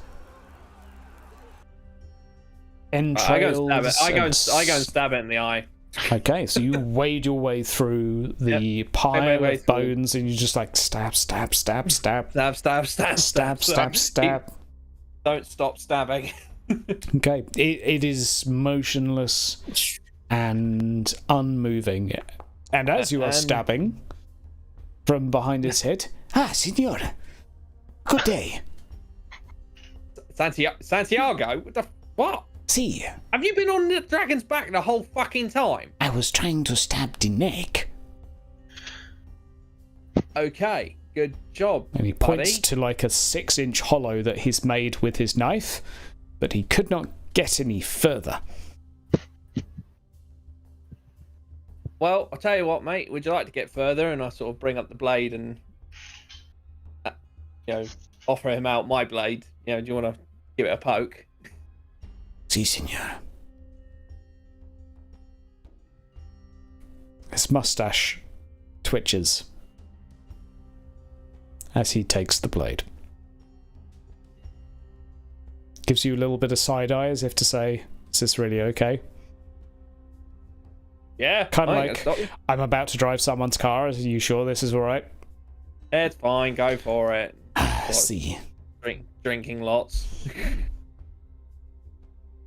And our final closing moment with you, Rex, will be Santiago Stabbing himself in the foot. lodging the blade halfway through the dragon's neck. I will assume, Lazarus, you are running back to Natasha. If I'm correct. She's Yes. still alive. Her clothes are tattered. She's burned. In We did places. it. We lived. They're gone. They're dead. Lazarus? Can Did you hear make- me? Yes, I did. Okay. I'm going to ask you to make me a dodge roll. Uh-oh. Oh, balls. She's got worse at hitting people, apparently. Yep, okay. Wow, crit dodge. And a perfectly poetic moment as she goes to slap you, saying, "The fuck took you so long?" Dodging her hand perfectly, she looks you in the eyes afterwards, and you embrace each other. Being careful of her bump that's about to pop. Oh boy. Yeah, responsibilities. We don't even Jebediah? have a home anymore. Yeah, I am just like jumping up and down, throwing my arms around, kind of going, "Oh shit!" when I move my broken arm, and I go and I put my arm around Elfo and exclaim, "We made it, old boy! We made it!" Elfo's going to look you stoically in the eyes. We're going to come back to you in just a second, Jebediah. Lothar, what are you up to? Probably looking very suspiciously around, wondering what the hell just happened and if they're about to get back up again. No. Everything around you is completely still and motionless. Aside from a very large bear. Brrr.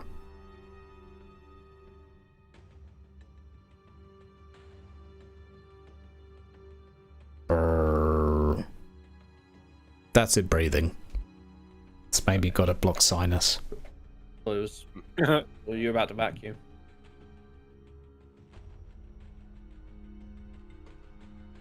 Farewell, brother. Bye. Rex, Yes, thank you for the help. you are welcome. I am indebted to Tal now. I will return if you need me. Until then, farewell. Godspeed. Yes, Sigmar and Tal's speed.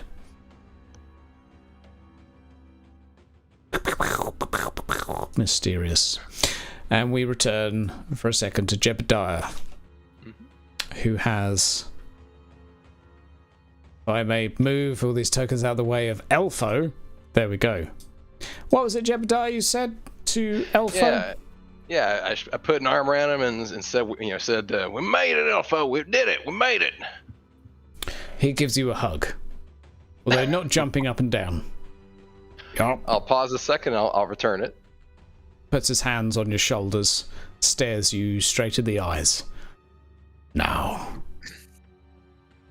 we're gonna have to take out the stones. I look very confused. And I think that is a good point to say that we have concluded the Rat Pack. In a clusterfuck mess of fighting. Again, wasn't it? Pretty much. Yeah, memes galore. So, ladies and gentlemen, welcome to, you're officially now in the Afterparty. Dun, dun, dun, dun, Welcome to dun. the Afterparty. Where is the Afterparty music?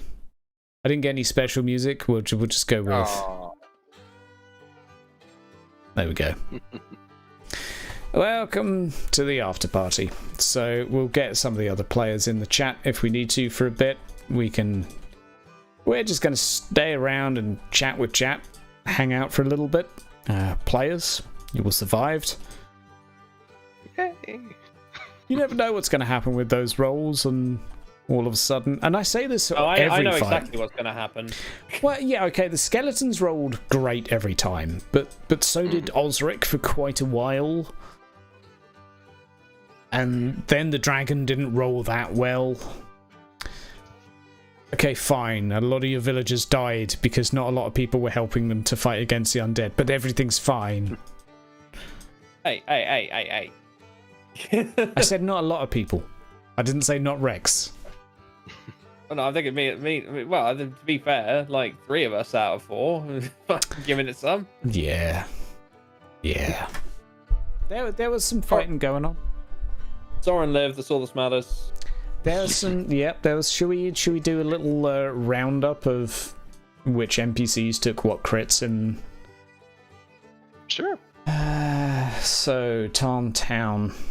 This is, I guess, you guys going around seeing who's still alive in the wreck. Pulling people out of the rubble. Yeah, exactly. So...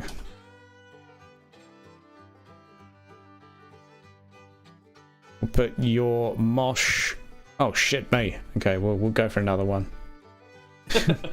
We'll find another... Which is the map I wanted. It wasn't that one, clearly. Hey, there we go. Okay. So, Gerard.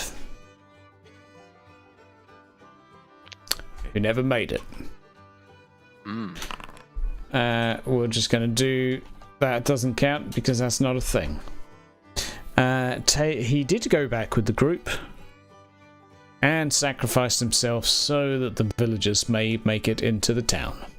So we're going to do a random hit location. His left arm suffered 2 criticals. Torn muscle and a crushed elbow. Is that his holy water making arm? Quite possibly. It's blessing on. Bucky had a far worse fate, but we'll see what that is. Hit location. Body. 1, 2, Oh. 3.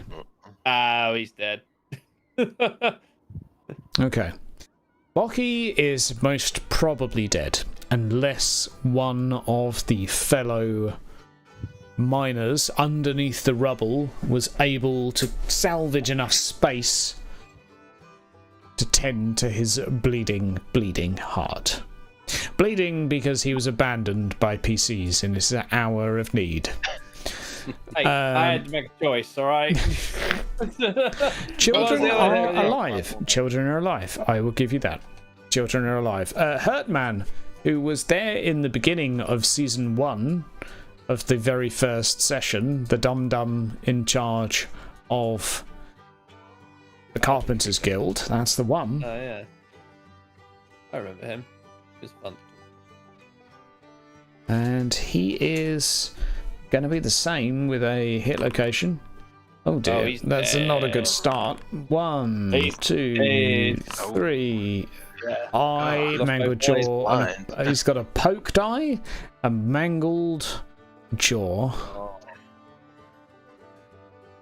Okay, and a devastated eye. If he does survive, and I'm not saying that he will, he doesn't have any eyes left. Or a face. Dum dum go gum gum, I believe is the expression. I guess we should roll for Fernando, who was in Sigurd's town.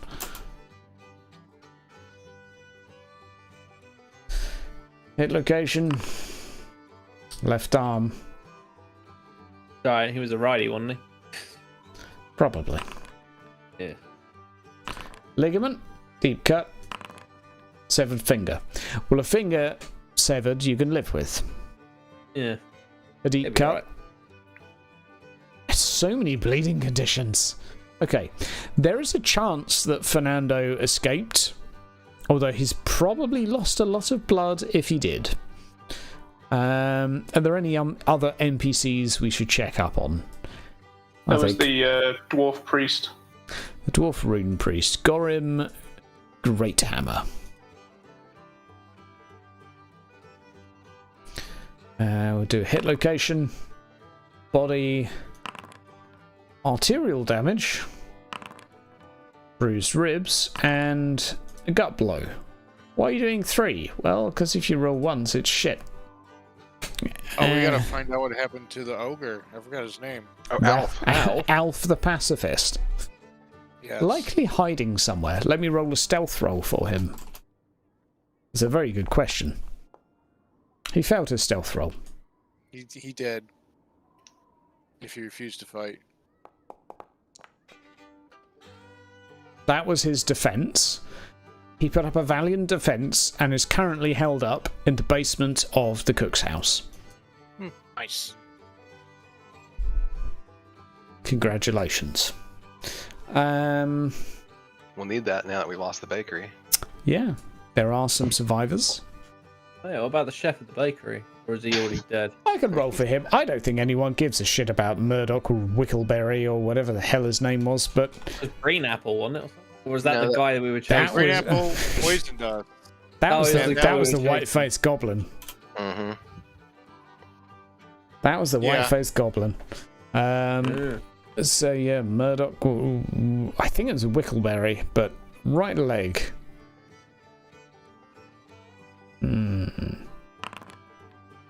Hacked leg. Dislocated knee. And a foot. Okay. So you got paraplegic. Halfling. Wow. That's assuming. Laughing right now. Yeah, that's racist. How dare you? I know somewhere Thorg is grinning. Yeah, it's like that frickin'. It's not even a All the bad. short ones. It's not a bad Yeah. halfling, but you know they're at least the same height as a halfling, so I hate them. They're all the same. Yeah, Sighard doesn't really hate like the short people anymore. He's got a thing.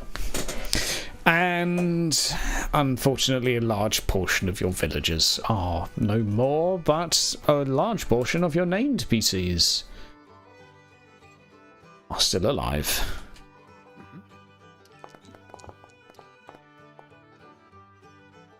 Only 30 died of your group from... I can't even remember the name of the town, goddammit. But from the town that you'd saved. And so, here we are, in chill-out time. Gentlemen, let's have a chat with chat. So does chat want to chat with the players? Does players want to chat with the chat? We're kind of just chilling out now, so don't treat it like one of my streams. Just treat it like a, you know, we're just chilling a little bit. So, Oh, Jeremy. Suppose we can confirm that Matthias is dead, and probably Jeremiah. yeah. Is Matthias and Jeremiah dead? Matthias Yes. is a zombie. Matthias was yeah. a zombie last. Yeah. Yeah, both Matthias and Jebediah were... Jebediah's basically dead, right?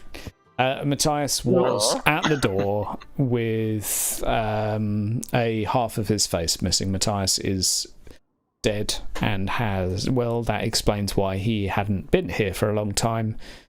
He died en route. And Jeremiah actually died a long time ago, but we didn't really touch on his little story, but it was a gossip roll that was never rolled. So after the previous events that he'd sort of passed the buck to Matthias, he'd actually burned himself at the stake. Oh, Nice.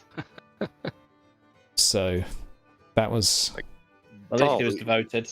You thought he was a heretic somehow? that was his way to go. Jeremiah, he set himself straight. He purified himself. Also, we've got a substance and a I should say Reinhard and a Bert here now. So yeah, welcome to said after party. We can basically just chill and chat for a bit. So never finish the rolls after he stabbed Jabbersythe in the throat. Okay, what happened to Ryan? I'll tell you what, I'll roll you some dice for Ryan, but pretty sure he's fucked. Like, He ended against the Jabbercythe, didn't he? Yeah. Yeah. Yeah. You rolled 58. Yeah. I'll say the 8 stands for being fucked, and the 5 stands for also being fucked. Yeah. So, he was fucked. yeah, I would Somebody's say. gonna- Unless he rolled a natural 1. Ran away. I'll tell you what, I'll do a hit location. Okay. The only thing you can still see of him is a portion of his left pectoral region that exists in a pile of steaming Jabbercythe poo. Oh, nice. Yeah. That is the remnants of Ryan. Works. Standard. Standard. What a legend, though. Yeah. What did Gilda do to Yala? A hysterectomy. Which is dark and Obviously. gross. But some people had speculated that maybe it had been an abortion, but I just not quite that dark. It could have been, though. Like, that was an equally fair interpretation, I guess, but it was that's why she had so many sin points, which is ultimately what got her killed by her own god, because she sacrificed the thing of fertility in the name What rolls of did she get, by the way? Do you remember? Because they were hidden to everybody. really shit rolls. Just like Were they like 90s? so Yeah, this is why I didn't go with praying. the She got smited once, and then I love it. We have a warrior priest who doesn't pray. yeah, Yeah, it's like, right. yo, I'm a warrior priest, but you do not want to talk to my bitch of a god, because Exactly. Tried that, almost died. Fuck But it. we are not on speaking terms. yeah, exactly. I love it. I if freaking I love pray it silently and not Tell you on what, camera. Praying is way more dangerous than magic, but Yeah. Yeah, you're telling me. I mean, Do you want if I had to pray? No. Why would I? Stop that. she wouldn't actually have killed me. Bloody hell. I think There you in, sorry. I totally want to like be a weird boy and like, or a shaman, and then just like a foot of Gork just comes out of the sky. Yeah. dork. I'm assuming that the in-universe kind of balancing out for that of the praying be more dangerous is that praying is mechanically more dangerous, whereas in like the magic is more dangerous to just up and use as just anybody who has magic because you get executed for it. I would assume. Only in this timeline.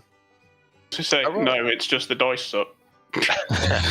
Yeah. Well, it all That was comes the down summation to of that. how many sin points you have and that sort of shit. Like, magic gives you some better ways to avoid wrath, like the wrath, I guess. Miscasts. Yeah, exactly. Yeah, the equivalent of wrath, but miscasts. So you can Whereas avoid the quite wrath a isn't few. mitigated. The wrath is Yeah. just the wrath.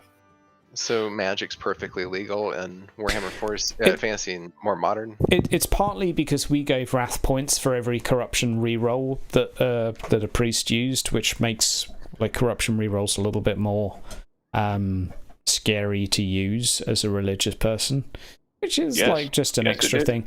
The thing is we didn't go to like anal with the, like in the last session, for every round that Lothar wasn't fighting the dead, saving villagers. Yeah, fine, you could have given like sin points, but it's also like you don't want to pause the session every 5 minutes. But I'll probably say that I would assume Lothar's feeling a little bit of guilt for just the fact that loads of people died, or maybe he's feeling good that loads of people were saved.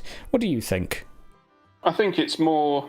If it was Sigmar, if it was a warrior priest of Sigmar, I would say it would be a case of you have to save everybody, and anyone that falls to an unrighteous enemy would be a cause for feeling bad. But Mimidia, it's more tactical, so it's the logic. It's going to be a case of sacrifice a few to save the many. So Yeah, and the yeah. fact that the majority of the town is still alive means that from that numbers game, you did well. Yeah, all things considered, that was a good effort. I mean, if you'd thrown them under the bus to die to the dragon and it just so happened that the dragon rolled shit and he got away with it, then I would still say that that would be bad. But the fact that we saved a hell of a lot of people from that other town, despite dice rolls, and yeah, I would say you wouldn't be too bad with that. Fair. Was it Wex who wed the Wiberian Matthias to Yeomund? What? No. But I don't think It was Matthias ever Sigurd. met Yeomund. Wait. Liber Mortis, he's talking about. Oh! The Liber was, Mortis. Right, okay. oh, who read that? No, that was Sigurd who read the Liber Mortis. Yeah, that was it Sigurd. Sigurd that did that. And Sig- I just chilled beer with it. and Sigurd, as a result, now has an affinity to magic that he's currently in decline of. Oh, I tell you what I forgot that really pisses me off in the last session on Monday. I was going to make a thing of the pronouns of Gilda now being they. I completely forgot it. I was going to be like, no, their pronouns are now they because there's two of them. You fucker. I completely forgot that. And feels bad, man. I was going to do that to Thorg just to get him, but I forgot because I'm shit. But yeah, the Liber Mortis was that, and the reason there was like a lull and there wasn't dead for a little while is because the Grand Theogenist Kurt, who later goes on to defeat Manfred's army with the Liber Mortis, basically read a little bit of the book and caused a storm, and all of the dead just kind of stopped being animated for a bit. It was like, oh, this is very interesting, in a Jordan Peterson voice, because Jordan Peterson was the Grand Theogenist. But never met him because, you know, Sigurd shit. Who was after Baron Bonbon? Sigmarite priests, Farina, or just the Shadow? Nefertiti, or wherever her name is. What's the name of the? You might remember Nefertiti. Neferata. Yeah, one of her followers at least. So basically, a vampire working for one of the Kemrian vampires was That snake throwing bitch, isn't it? snake throwing bitch. Exactly. Mm-hmm. Yeah. Snake throwing bitch was doing it. Was the shadow magic? Yeah, speaking of that voice, why did you make all of the Physicians Guild gnomes? Hates gnomes. Because science, what drove that? Like, anti-Semitism. Yeah, I was about to say. I don't know. And sprinkle in a little bit of annoying Thorg. It was just like I put one in, and I was like, yeah, it's gonna be funny if oh fuck it, they're all gnomes. That's pretty much my brain on that one. It was just yeah. So gnomes, you had a gnome in the town that was doing bad stuff, and Thorg hated it so much, and he hated him so much. I was like, fuck it, they're all gnomes now. So it was just going to be a regular guild of people, but because I knew it would annoy him that much, they all became gnomes, and that way he got more triggered. The last time I talked to Thorg in voice chat, he messed with me. He told me that Sigurd had sent a missive to have Jebediah's wife brought to Tom. That's mean, but funny. Terrifying. Yeah, Terrifying. that's Yeah, but mean. I've never seen again. I'd rather have the Jabba scythe. Yeah. Oh, Oof, it's prettier. Mhm. I bet Jebediah's wife is actually like some hot babe, and he's just Yeah. He's making a mountain out of a molehill. he's just afraid of Probably is. commitment. That's what it is. Yeah. It's just like some juvenile Tara Reid in a prime, and you're like, be gone, you're so pretty, I can't cope, I don't want to commit, leave me alone. Hilarious. There was so I remember there was a cage that the steam tank ran over. Who was in that cage, or do we know? Who was in the cage? Yeah, that's one of the things Thorg wanted me to ask about. Oh, the giant was holding onto a cage. Was it like a witch's cage thing that was ran over? yeah. I guess, yeah. Yeah. He's the one who had the note on it. I didn't even have the note on it. I don't know. Well, you didn't stop to help them, so fuck you. I wasn't there. Yeah, that's on Thorg. Oh, I know. That was a message to those that didn't stop to help. Undetermined. Undetermined. I think someone said... Was it shadow magic that the villagers saw naked Gilda and Gareth ripping apart Beastmen?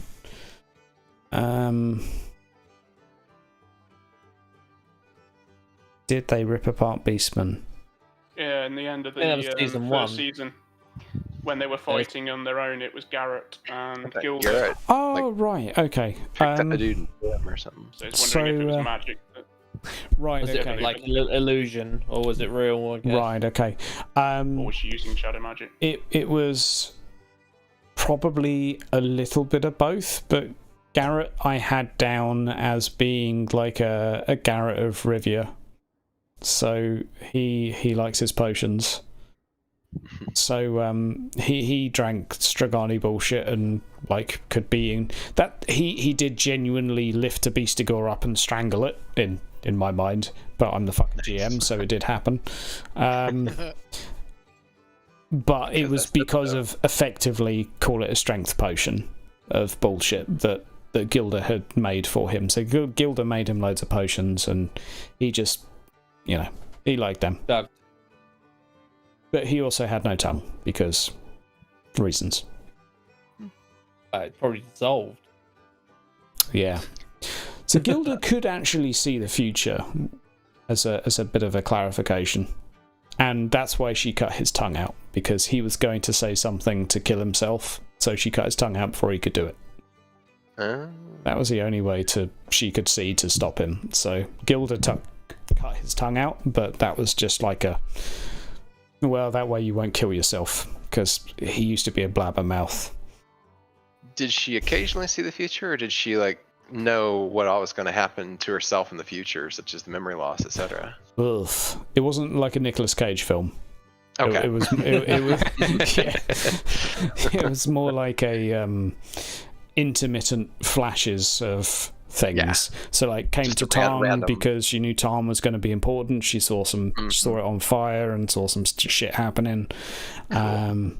Yeah, specific details stuff. Cool. Because if she knew more than that, it wouldn't have made sense. The story wouldn't have made as much sense if she'd known more. Yeah, and it was Khalida as Khalida's agent, let's say, that showed up in Waldorf. I mean, you could call it Khalida or Khalida's agent, either or. And yes, that's who was terrorizing Carl von Bonbon. There you go. What happened to? Oops, go ahead. She made the mistake of praying and stuff. I invested so much in saving her. Oh, I know. Her rolls were so bad. So I'm a dick, but for her, it was like, well, she'd pissed off her god so much that any religious attempt to save her was like a fuck this bitch.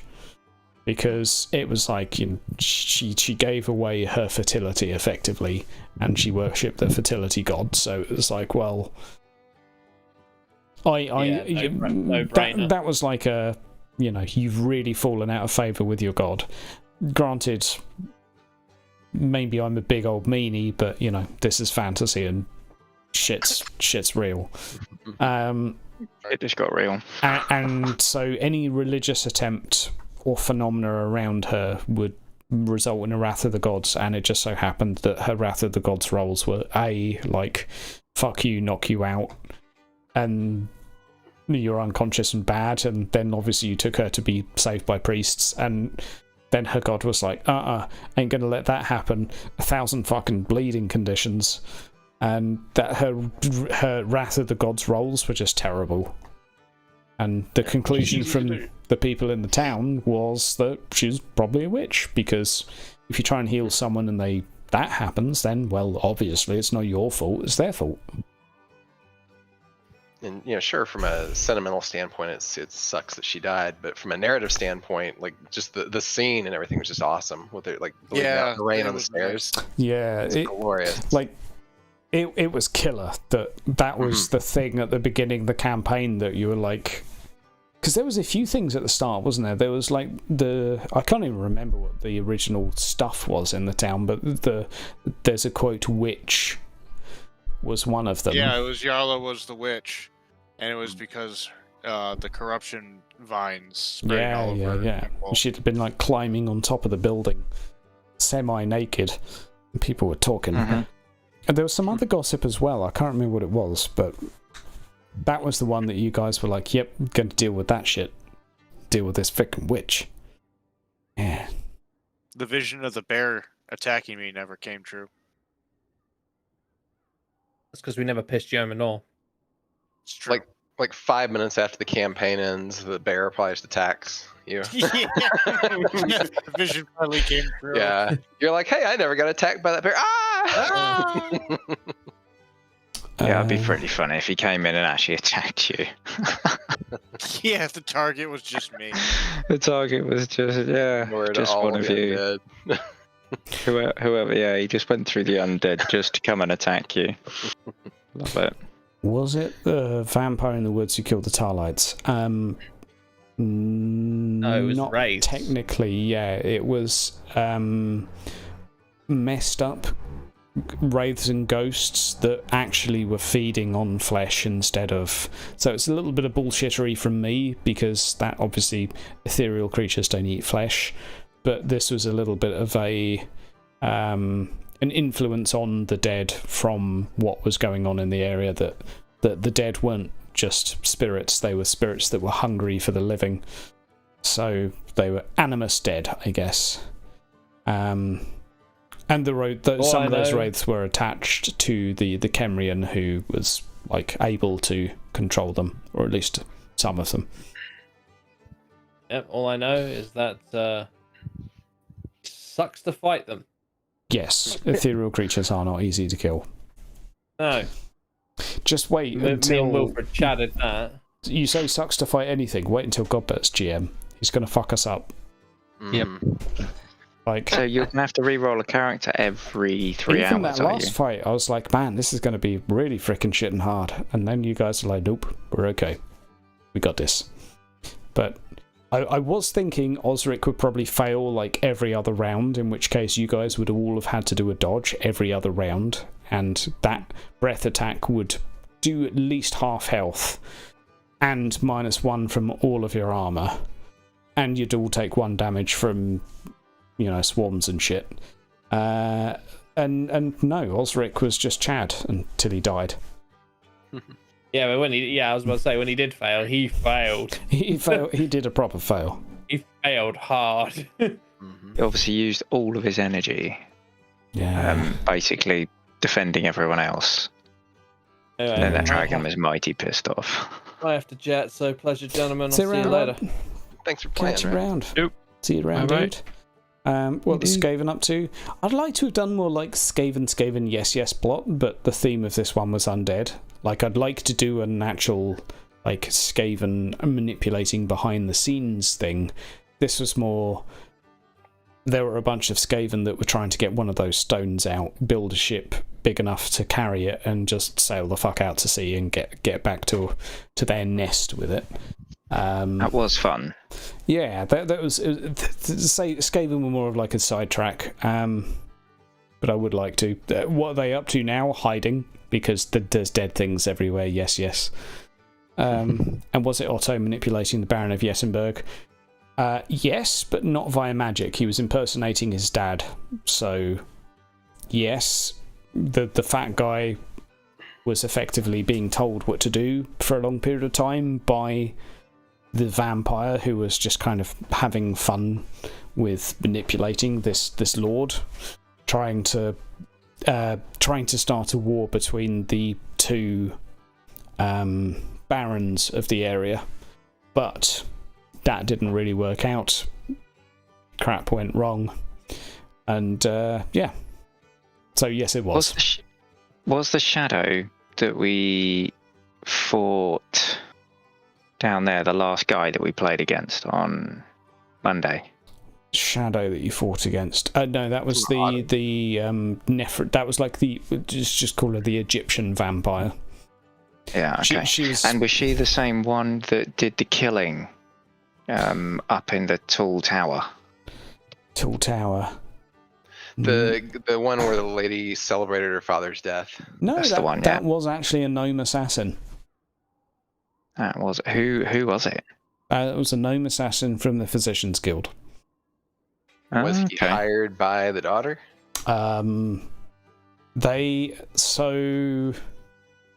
The Physicians Guild were the element of this that was never really gone into. It was like one of possible, but it was like, okay, well, see what you want to do to figure out. So the Physicians Guild were actually the adjustment bureau. So the gnomes would effectively take out key people that were crap at their job, so Reichland didn't fall to shit. So they're really Or- the good guys. Exactly. Sigurd Exactly. asked to roll for the next lady staying at his house. Asked to roll for the next lady staying at his house. He doesn't have a house anymore, so this is I don't know, He didn't just have any noble women just a staying there, roll did for he? Sigurd to see how much sympathy he gets for not having a house. They're indifferent. He does have the attractive quality, I'll give him that, so we'll take that into consideration. But yeah, so the gnomes weren't necessarily evil, but they didn't care about killing people, but equally they tended to kill useless people and anyone else that got in their way.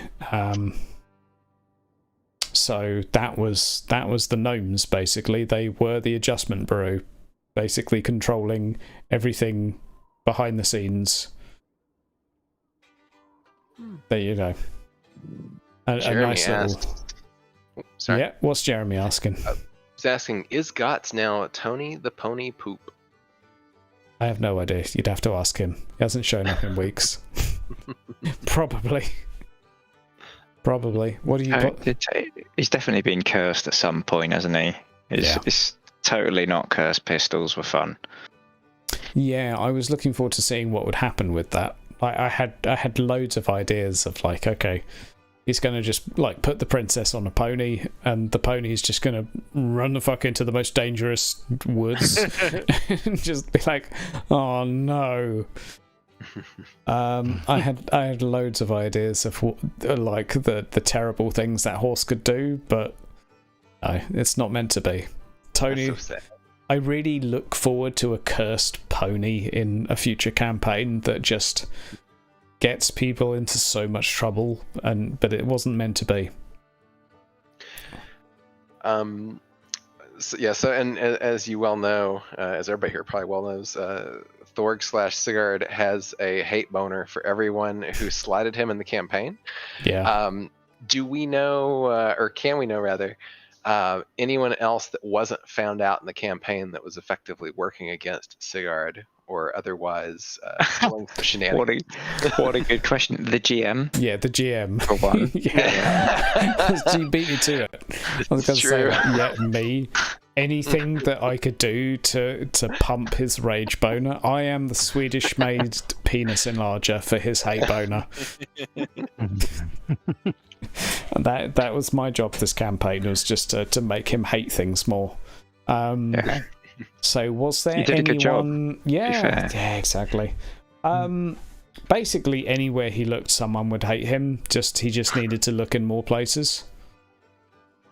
But no big conspiracies though, like he thinks there were, that he wants to hunt down and execute everyone for. Maybe. Well, the more popular, I mean, it's the same everywhere, isn't it? The more popular you get, the more people that will hate you, just because the more people know you. Yeah.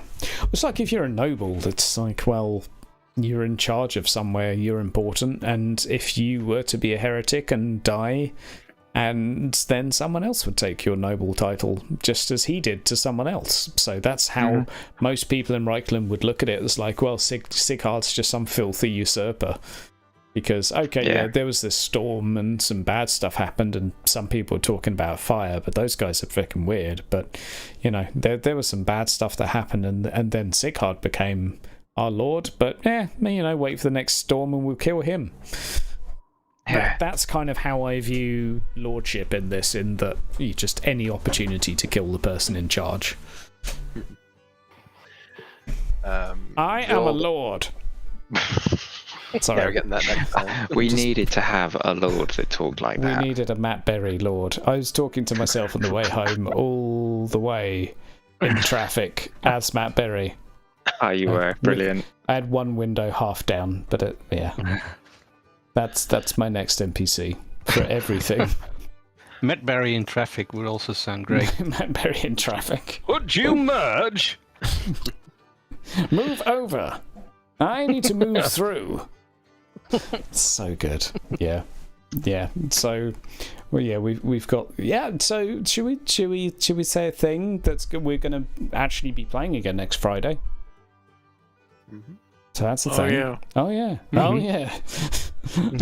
Oh, well, way to carry on with the buzz there. Oh yeah.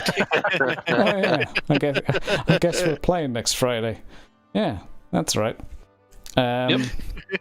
So we're going to switch over to Ralph, aka Bert, aka Yoris, who is going to be GMing for a bit for us. Who is a veteran of the Warhammer TTRPGs. So I'm expecting to be absolutely annihilated by grimdarkness. I will not disappoint, I think. Yeah. At least not in the first session. I have a feeling it's going to hurt. And yeah, we don't want spoilers, but can you say anything, Bert, about what you're going to be doing for us? Killing you. Well, seeing as you are the only consistent factor in the player population, I mean, you're the only one playing every week. That's. I will be there every week. Yep. And so I've rigged up some kind of shenanigans to make you sort of the protagonist of this thing. Okay. There's a gimmick for the. I like the gimmick. I hope I don't die too early and ruin your story. No, there's a gimmick to link the sessions together, even though it's not really a campaign. Okay. There's like an overarching story, sort of, and it could build into a campaign eventually. Yeah. And I think it's going to be set in Midland, near Middenheim, somewhere between Middenheim and Altdorf. There's a river. You are going to start in a place called Der Luft. Der Luft. Which, yeah, this is a one shot I made for an event where people wanted to try Warhammer for the first time, and the very first part is actually because in Foundry, character creation is very, very easy, but at the table, live rolling dice, it takes a long time and it can be a little bit confusing. So I actually made an adventure that does the character creation for you or with you, same as you would do, like those starter missions. Freaking Skyrim. Yep, exactly. Yeah. Stuff Elder like that. Scrolls. So Yeah. we're going to start with that, and I'm gonna play it a little different because What is my star sign? yeah, it's not going to be like that. But so the first bit might feel a bit railroady, but it will be basically, as they call, sandbox later. And as I said, the place where you're starting is Der Luft, because the place where I did this one shot for the first time was in a town called Delft in the Netherlands, and they are known for a yeast factory, a chemical plant basically, but mainly yeast. So Delft always smells very badly of this yeast, well, most of the time. And Der Luft means the smell, or the sky, or the air. So it sounds like Delft. Nice. And it's sort of based on that. Oh, I'm getting real life creepy, town, so. creepy thrush vibes. It's Gross. I can't hear the word yeast without just automatically thinking of grossness. That what's he called? Ricky Gervais thing, where a woman makes bread with yeast. Oh no! Produces. No, no, that's just horrible. Oh dear. Patronus Oh, making good lord. bread from yeast? Depends where the What? yeast comes from. Yeah. Oh. Oh. Yeah. Realization doors. Think about that. No, don't. That's why that's why that conversation was over. Oh, good lord. Yeah, so it should be good. I'm looking forward to it. I have rolled a character. Yep. Everyone else, I think, has rolled characters. I think so. I have to sit this one out. Yeah, you said Okay. you because you're moving. We've got a couple Yep. droppers. And I haven't heard from. Well, I didn't have the chance to talk to L-Plate because I don't know if he wants to. And he's a really good player. I really liked Heinrich. Yeah. He did well with and I would shout out to a few of our players in this. Like we had L-Play was playing his first ever, and Substance as well, who was playing Ride Hard. It was your first ever TTRPG experiences, and we'll start with Skullplate, who was like the tropey Slayer character, but played very well, which is which is important. If you're going to go for a trope, you play the trope, and he did that to a T. Well done. And then he took on the challenge of playing something the polar opposite, and completely embraced it. So well played to well play for doing so. And likewise, Reinhard. I didn't actually realise. I didn't actually realise that was his first ever. First time. I looked up. think so. I mean, when he was playing, when he was playing Skullplate, I was like, oh, okay, he's on my sort of level. Yeah. When he took over Heinrich, I'm like, whoa, okay, this guy knows his stuff. Yeah. He was just embracing the craziness of character creation. But to your praise as well, I'll call you Reinhard, as that's how many would know you. You embraced some of the more, let's say, the veteran positions of TTRPG play, which is embracing failure and really thinking about the scene at hand and what can be utilized within it and who is there and what would you ask of them, and your immersion, you could see at the beginning to the end, was very, very different. So the way your brain was engrossed in it from the first session to the last session, you could really see stark difference in terms of that. So yeah, I would say the thing is with role players is it's two things. Some of it you could say is like the playing a character and acting like a character and putting on a voice and all of that stuff, but the other thing is the thinking and the making decisions and the doing and the portrayal of the character in the more other sense. So each of you, one of you took more of one and one of you took more of the other, and to both I say well done. But we This is did awesome. what happened to the NPCs, but what happens to the main characters of this story? Where are they now, or where are they later? It's a good question. I'd ask the characters. I'd say, from a GM's point of view, the majority of Tarm has been decimated. The bakery is perhaps being rebuilt. Not much else. About a third of the villagers survived, which is good, and a bunch of immigrants from elsewhere who have just been taken here, many of whom will probably go back home because Tarm is shit. But we'll be grateful and we'll spread stories of those that saved them. So, with that being said, I guess I would ask let's start with Jebediah. Like, fast forward a year from now. There is peace in the land, so it's not like there's, you're not drafted off to a war or anything. Nothing's forced on you. What would Jebediah be doing? Yeah, and also this was my first TTRPG too, but You don't count because you've been watching them so much. Like I That's didn't true. even include you because you're basically a veteran of. You're a veteran viewer. No, seriously, hats off though, because straight away you were like, I'm going to write a freaking novel about my character, and I'm going to know more about my character than I do about myself. Yeah, So, I'm going to yeah. try not to do that next time. Yeah. Yes, I psyched myself out bad. Yeah. Okay, yeah. So yeah, Jebediah in a year. I would say he's doing everything he can to avoid his wife. He's staying in Tom, helping with rebuilding. Anytime he ever hears from his wife or thinks that his wife might need something, he'll probably maybe send a little bit of coin back home. Maybe a letter letting his wife know of his heroic exploits under the employ of Lord Sigard, and make sure to mind you, he doesn't write the letters, of course.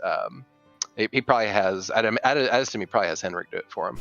No, Henrik can't read and write. Gets Elfo to write it for him. There we go. yeah, and there we go. And rather than actually assisting Sigard, he might actually just be trying to go on an expedition with Elfo to do whatever it takes to rid the world of the stones, because he believes that Elfo knows what he's talking about. Mm-hmm. He's clearly a wise man. Yep.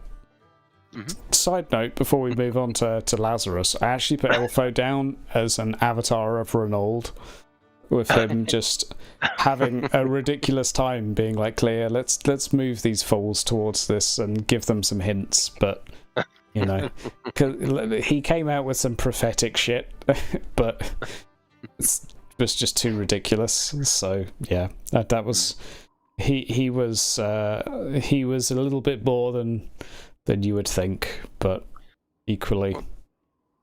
I mean, to be fair, I had almost all good rolls ever since I put that berry on my face, so, you know, it is what it is. That's what did it. Yeah.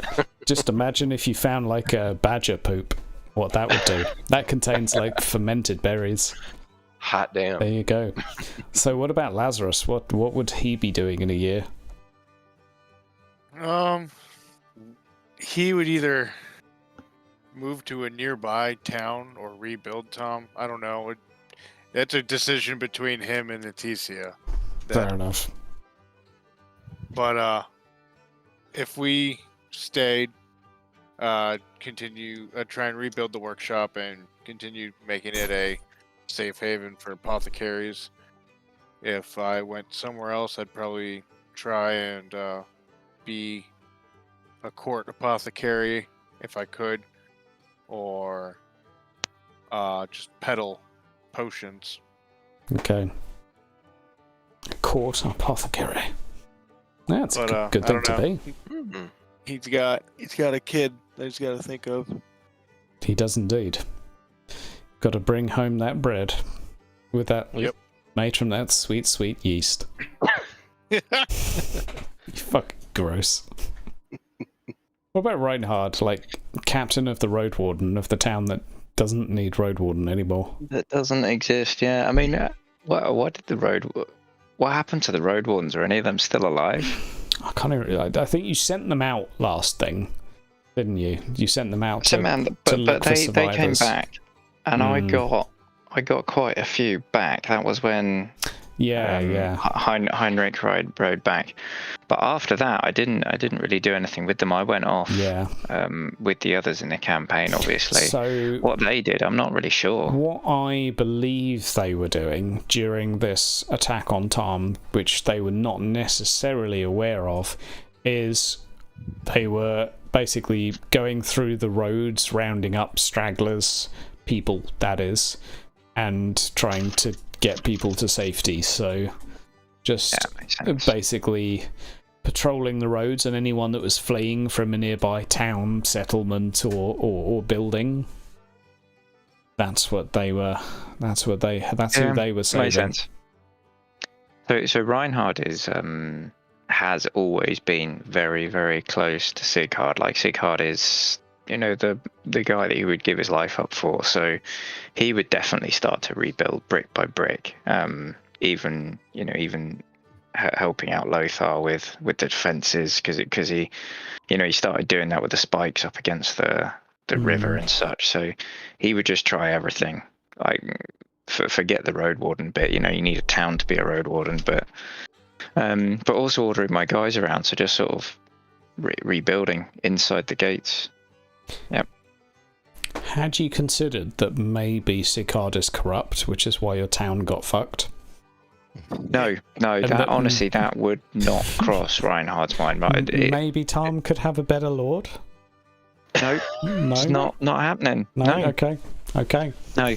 Loyal. But that fully loyal. But that's been his stance since the very beginning. And I refer back to it a few times where, we were creeping around in the forest, and the old lady goes, "Hello, is anybody there?" And he just goes, "Hi, you're right. Yep, I'm here." That was memes. And I was like, that was big memes, and I was just like, yeah, that's it. I'm standing up with him. I'm shoulder to shoulder. If he's in problems, I've got problems. So there's no question that he's corrupt. That was definitely memes. God, yeah, that fucking deal he did. Frickin' nerd. Yeah. Lothar, what's are you doing any praying in a year's time? How do you feel you're getting on with Mamidia? Or Mamidia, as I like to call her.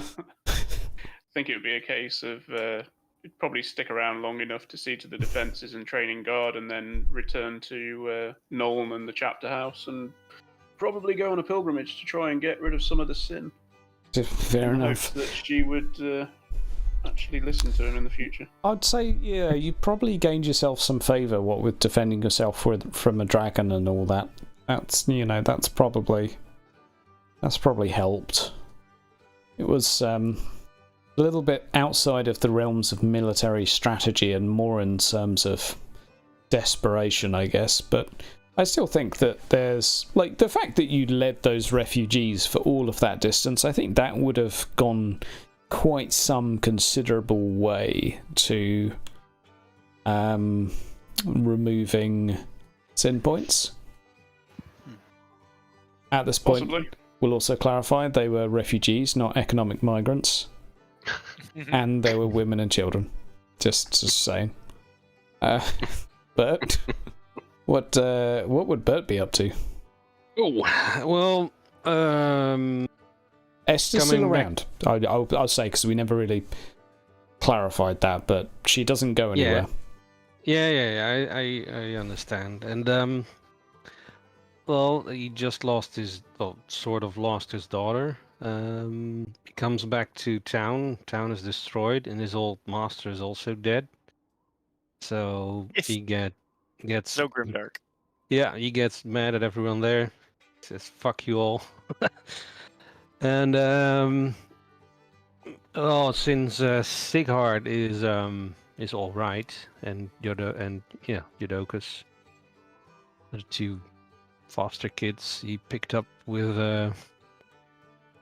their grandfather, he says goodbye to Tom, and he moves to Altdorf, close to Ron. Somebody asked, "Who's your favorite NPC?" Well, mine is Ron. And just chills out there until the next Vampire Wars. And then it's back to business, I guess. I have a thought for Esther and her relationship with you. I have a feeling that maybe she would insist that you take on like these apprentices full time, like properly get them ready. The two kids, he's taking them with them. Absolutely. Yeah. And I think she, in response, will have two that she trains up in shadow magic. Probably, maybe the boy, because he wasn't really into my type. She'd either go for one of yours, so you'd end up with two opposing pairs, or a pair. But that's one of the weird, quirky bits of canon that I quite like. The Order of Light and the Order of Shadow, effectively, quite often operate together. Yeah, at least from a in Hydra Cannon fluff, to me it just seems pretty. That makes sense. Yeah. It's kind of like well, you know, we Complete each other. Yeah, exactly. Like together we can do anything except for save time. Kick. Yeah, I like that, and it's not that long to go till the next Vampire War, so you know, during the defeat led by championed by Kurt, the Archlector at the time, or Grand Theogenist at the time, who reads from the Liber Mortis and defeats Manfred's army. Maybe he is supplemented by a Light Mage and a Shadow Mage. I think that's a pretty cool... Standing on the walls of Altdorf. Yeah, definitely. Yep. Definitely. I had... cool stuff and things. Favorite... What was... I have one burning question. Yeah, go for it. What was the deal with the painted orcs? Painted orcs, right. Yeah, that's on my list. Okay. I'm glad someone finally asked. So, check this out. The deal is, the humans of the area were being decimated by the dead. However, there is an orc tribe that was not being torn apart and resurrected. And these humans had realised that the greenskins had some sort of privilege. So, they thought if they painted their skin green, that the dead would not bother them. And they were right. They basically used green face to gain some sort of green privilege. And then we sent them to their death. And then you sent them to their deaths. But that was effectively, in a nutshell, all of the other people in the area, the bandits and such, had been just eaten by the dead. And these people figured out that actually the dead didn't seem that bothered by orcs. So they took a load of fungus, covered them over their face, put on the green face, and got cancelled by you guys. So you could make the argument that if they hadn't sent them off, maybe they could have shared that information and everyone could have been saved. It would have been a viable strategy. That was me. I sent them off. I was like, yeah, go fight the rats. You would have had an issue with goblins, however, and orcs. I just saw them as a nuisance around my here parts. I was like, fuck off.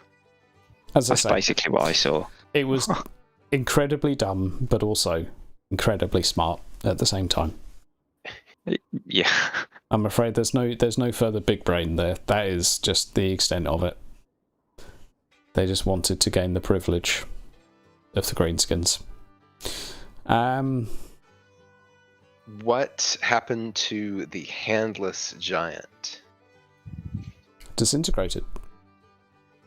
Well, okay. What happened to the handless giant prior to the vampire being beaten? The one that you guys killed, yeah? That one. Disintegrated. Oh, is that what the Cursed Blade was to basically disintegrate the corpse to the point it couldn't be resurrected again. Oh, she could have just told everybody that. Nope. No, she couldn't because they took an... They had their vow. She couldn't say what it was for, and it was also a little bit of a test as like do you trust me enough to do this thing that you don't know what it is? That's part of that was part of her charm, as to I'm not going to tell you everything and see if you, and for the most part everyone went along with her. Like she could have been the big bad very easily. Yeah. That was a question earlier that was asked. Was Wild 8 was who's everybody's favorite NPCs, and for serious NPCs, for me it'd be Gilda because of that reason. With the isn't she the big bad? Just you could totally see it going either way. Yeah, well, she could have been either. It was just depending on what people chose to do. Yeah. Like Sigurd could have gone like, I'm thinking get rid of this witch, in which case, you know, that would have been her now as the big bad trying to prepare for a vampire war, and he was in her way. And you know, Garrett would probably have been a mini boss, and that would have sucked. Yeah. And I would have boosted her stats a bit. Yeah. Any other? I was gonna say comedically NPCs. Alpha would be my favorite. Yeah, Elfo. Liked Alf, the cook. Yeah. Oh, yeah, Alpha he's was pretty cool. good. I think Lastrid was my favorite. Lastrid. Which one? Lastrid was good. Lastrid. Hello. That's the Oh. one. Yeah. Hello, Crazy Rex. old man. Yes. More. Who was that's the unfortunately one. carrying half of our bastard story for a while, and everyone just left him to run off into the wild and possibly Yeah, die. yeah. He was like, I have to tell you about Isabella. I have to tell you about Isabella. Yeah. 4 The- episodes later. Maybe we should ask him. The lord that shoots halflings in the bum. Yeah. He was awesome. Lord Sandwich. That's not his name. What's the Dutch word for Broodje. sandwich? Broodje. Yeah. Broodje, yeah, broodje. Broodje. I would say my favourite is something else, and because I got to sit on the boat with him and shoot cannons at God. Skaven. That combat encounter was so much harder than I thought.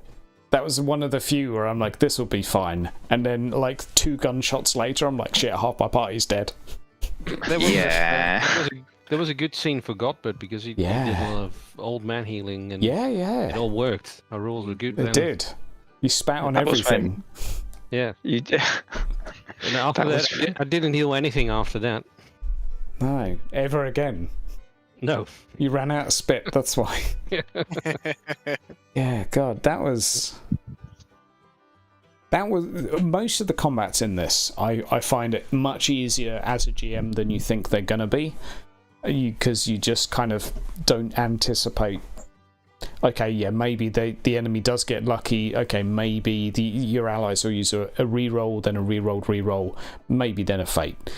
But even if your rat ogres roll like really well several turns in a row, it's normally not a TPK. But that encounter was like, oh shit, this might actually be really dangerous. So I remember you saying it's like black powder weapons are dangerous. I was like, yeah, I see.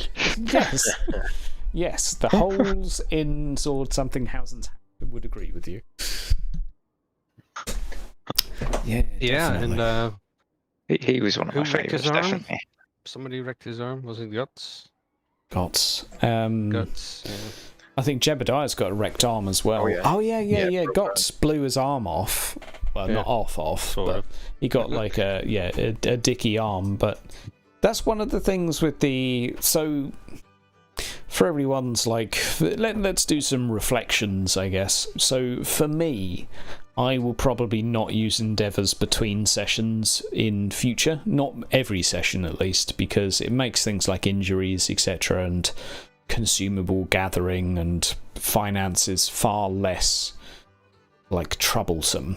Whereas if you're doing it day to day, then whether or not you've rested somewhere safe is relevant, and whether or not you've eaten is relevant, and whether or not you have any if you've drunken too much alcohol, it's relevant because you'll have negative stats, etc. Yada yada yada yada.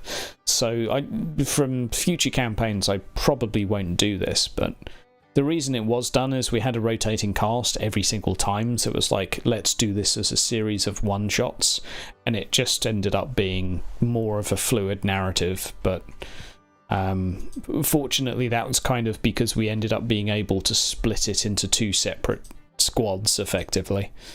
So it ended up actually being able to be more like what I originally wanted it. Yeah, so I have a feeling Godbert's not going to give us any money, any toys. We'll be drunk all the time and diseased. Crippled. Yeah, first session, your PPs fall off. Well, So- I did have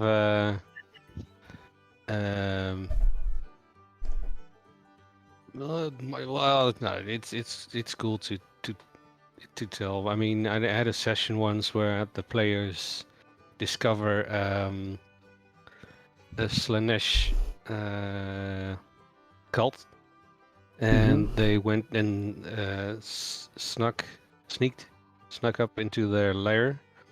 They followed the leader down into some basement where it was like lavish table with food, and they would lay at Roman style, and then the players they decided to wait a bit to see what happens. And I said, well, okay, if you're going to do that, you're going to witness the bizarre, most debased orgy you'll ever seen in your entire life, and everybody takes 3 corruption.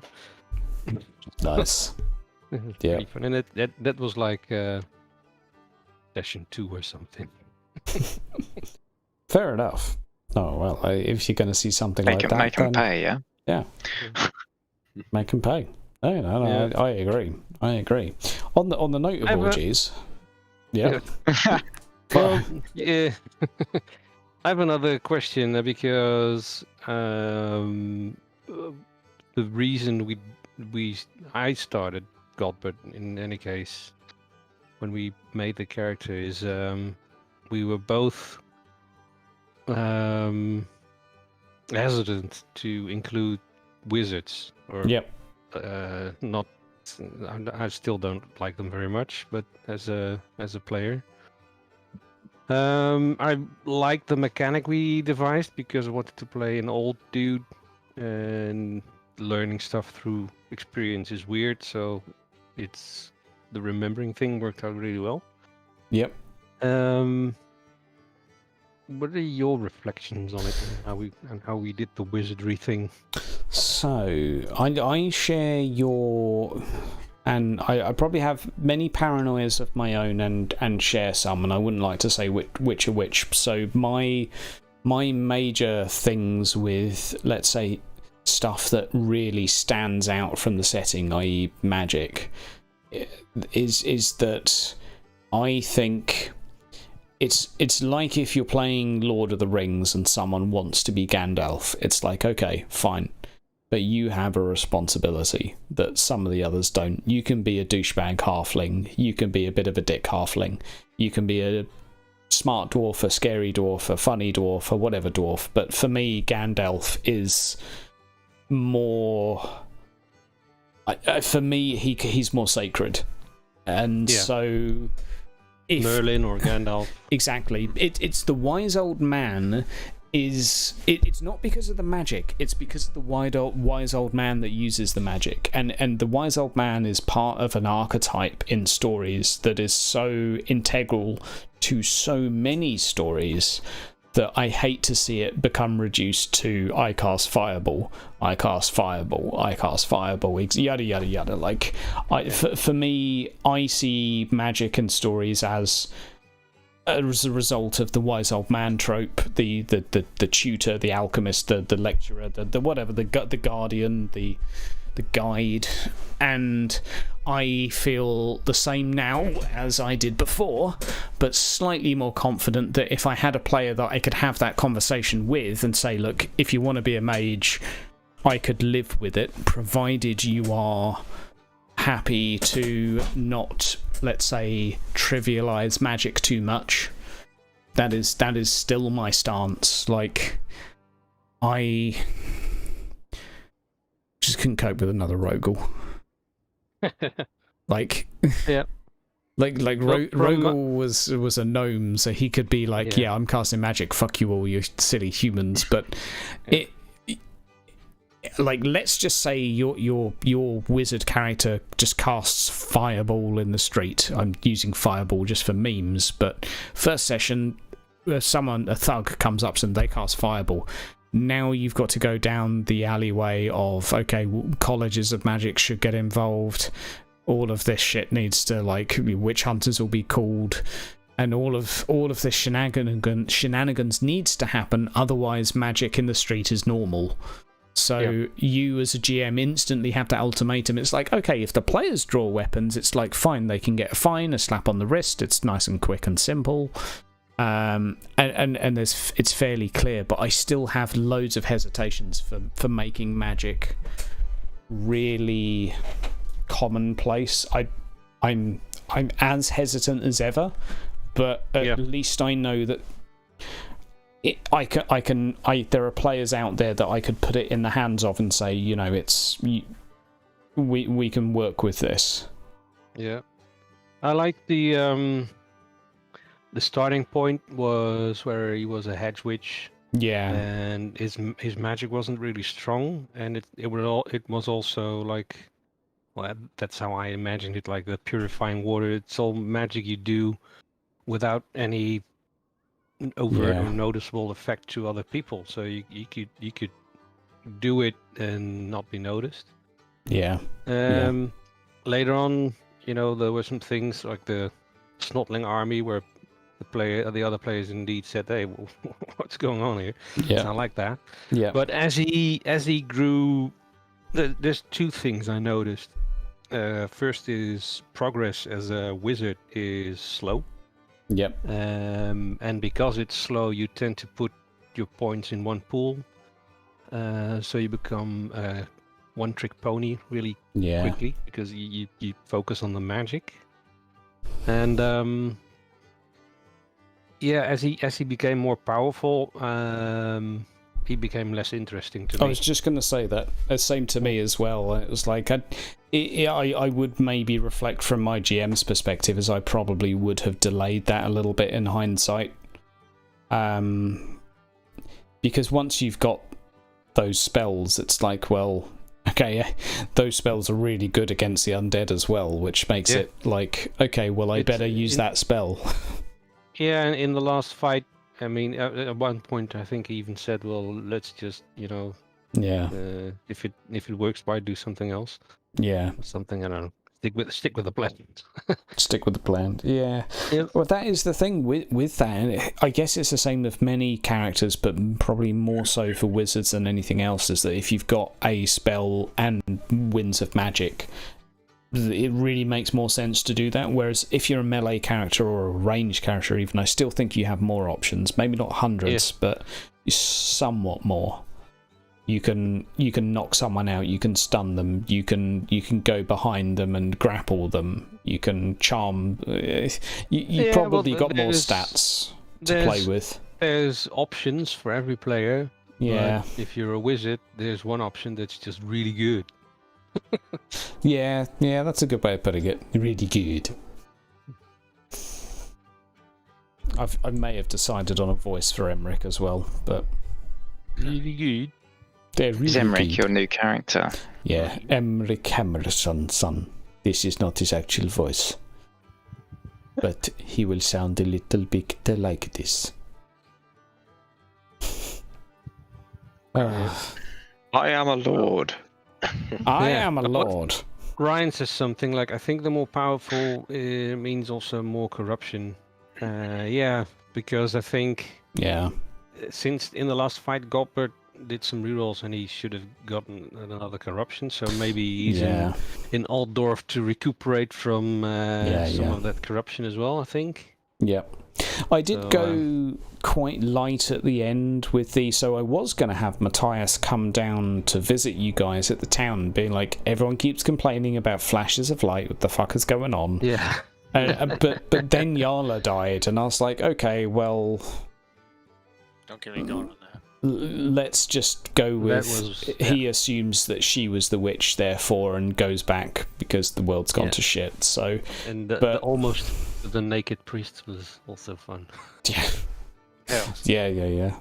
There was a lot of slack cut on the whole, like everyone being okay with being blinded, and I know in the last fight, like technically all of the good guys should have been blinded too. Yada yada yada. There was mechanically a lot of stuff that wasn't done as per book, but it's also, I ain't got time to manage like 24 characters with conditions, or however many there were. I'm like, bitch, please.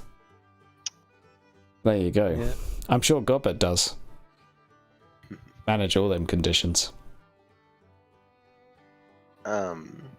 I like that we had more viewers at the end than we did like 20 minutes ago. we had 14 at the end of the session. Oh, cool. Yeah. I advertised on Facebook today. That maybe helped. I don't know. Yeah, it's live again. Are we live again? Yeah, we're live again. Oh, there you go. Oh, howdy do there. Welcome back. Welcome to the stream. Last session of welcome to a new campaign with Elfo.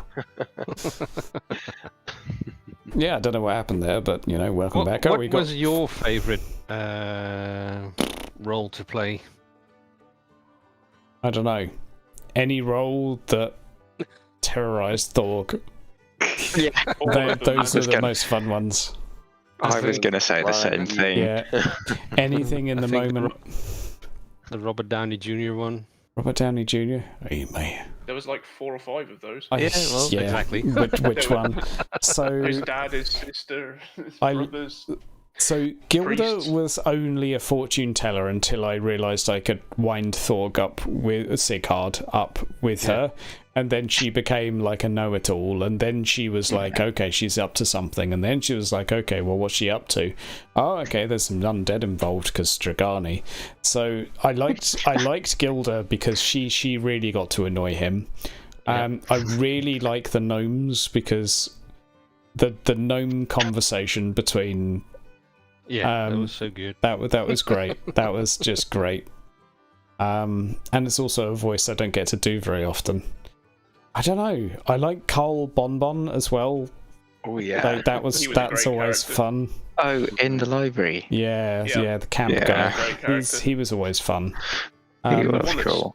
Stopped Thorg's brain working the best was the priest, whatever his name was. Yeah. Gerard. The first, If you could just hear it as his brain stopped. It's like, how do I deal with this? yeah, exactly. Like, how do I role play out of this? Fair play to him. He went with it every time. He bent over and puckered up, and he took it.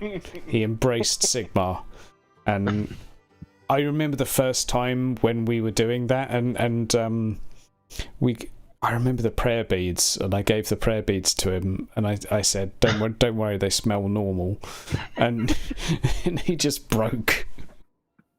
There was a few times with Gerard that shit happened. Like when Jesus, what did I say? The holy water was the peak, I think.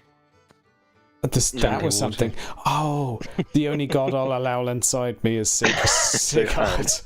That was amazing. That was probably my favourite accident the whole campaign, because that was just ridiculous. That was so ridiculous. I loved that moment. Like, yeah, were all Sigmarite priests questionable gays? Like, not confirmed. I'm just saying it's not confirmed. It's just his choice of words. I don't know. Maybe it's Hydra Cannon. Maybe it's not. It is hilarious though. Sighard and Sigmar, how many times did those get mixed up? He did did it it himself too. He did it. He Yeah. did. He did. He did it too.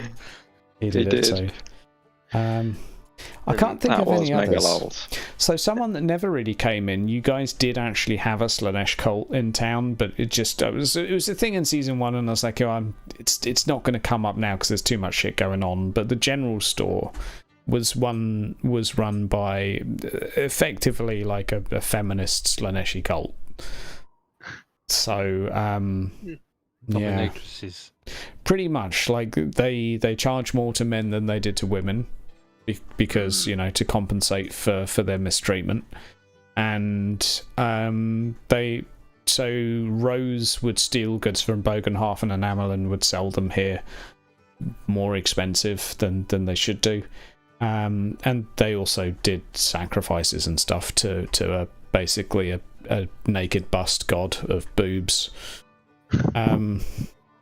So that was going on in town, but it was also like, well, that's probably going on in most towns. So that's everything's fine. The thing is, town was too big. Did we ever solve why the Tarlites killed themselves?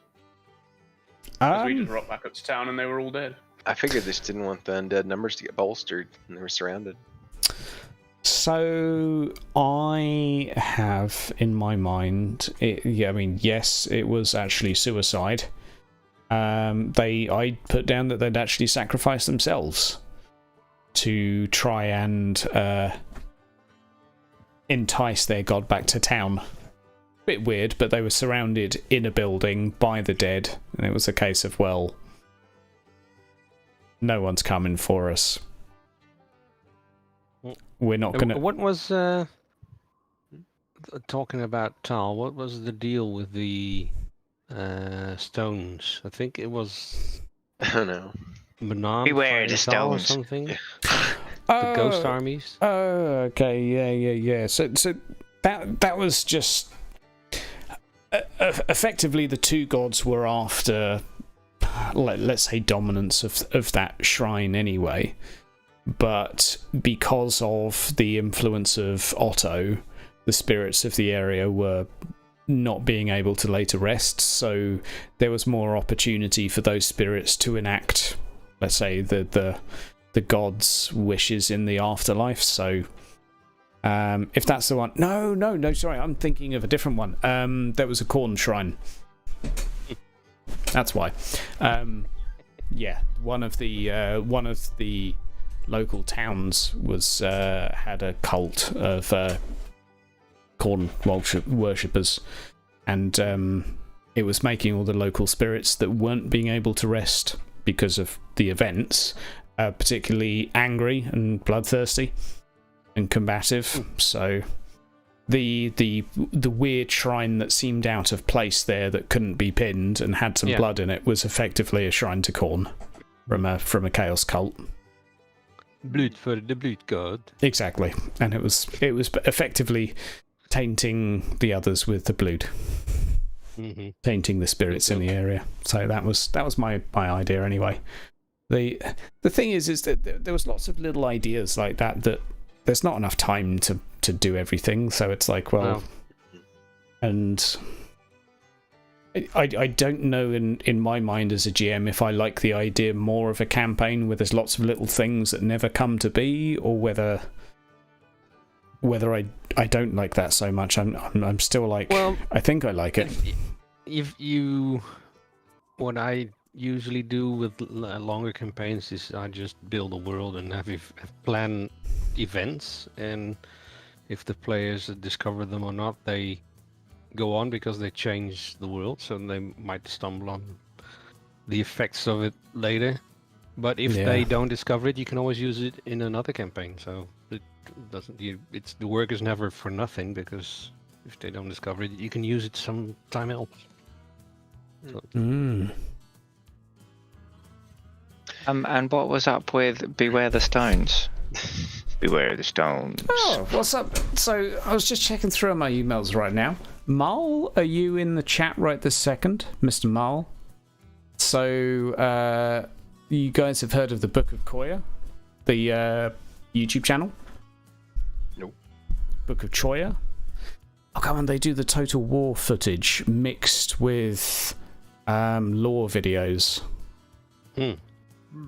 You guys have heard? Do you know what I mean?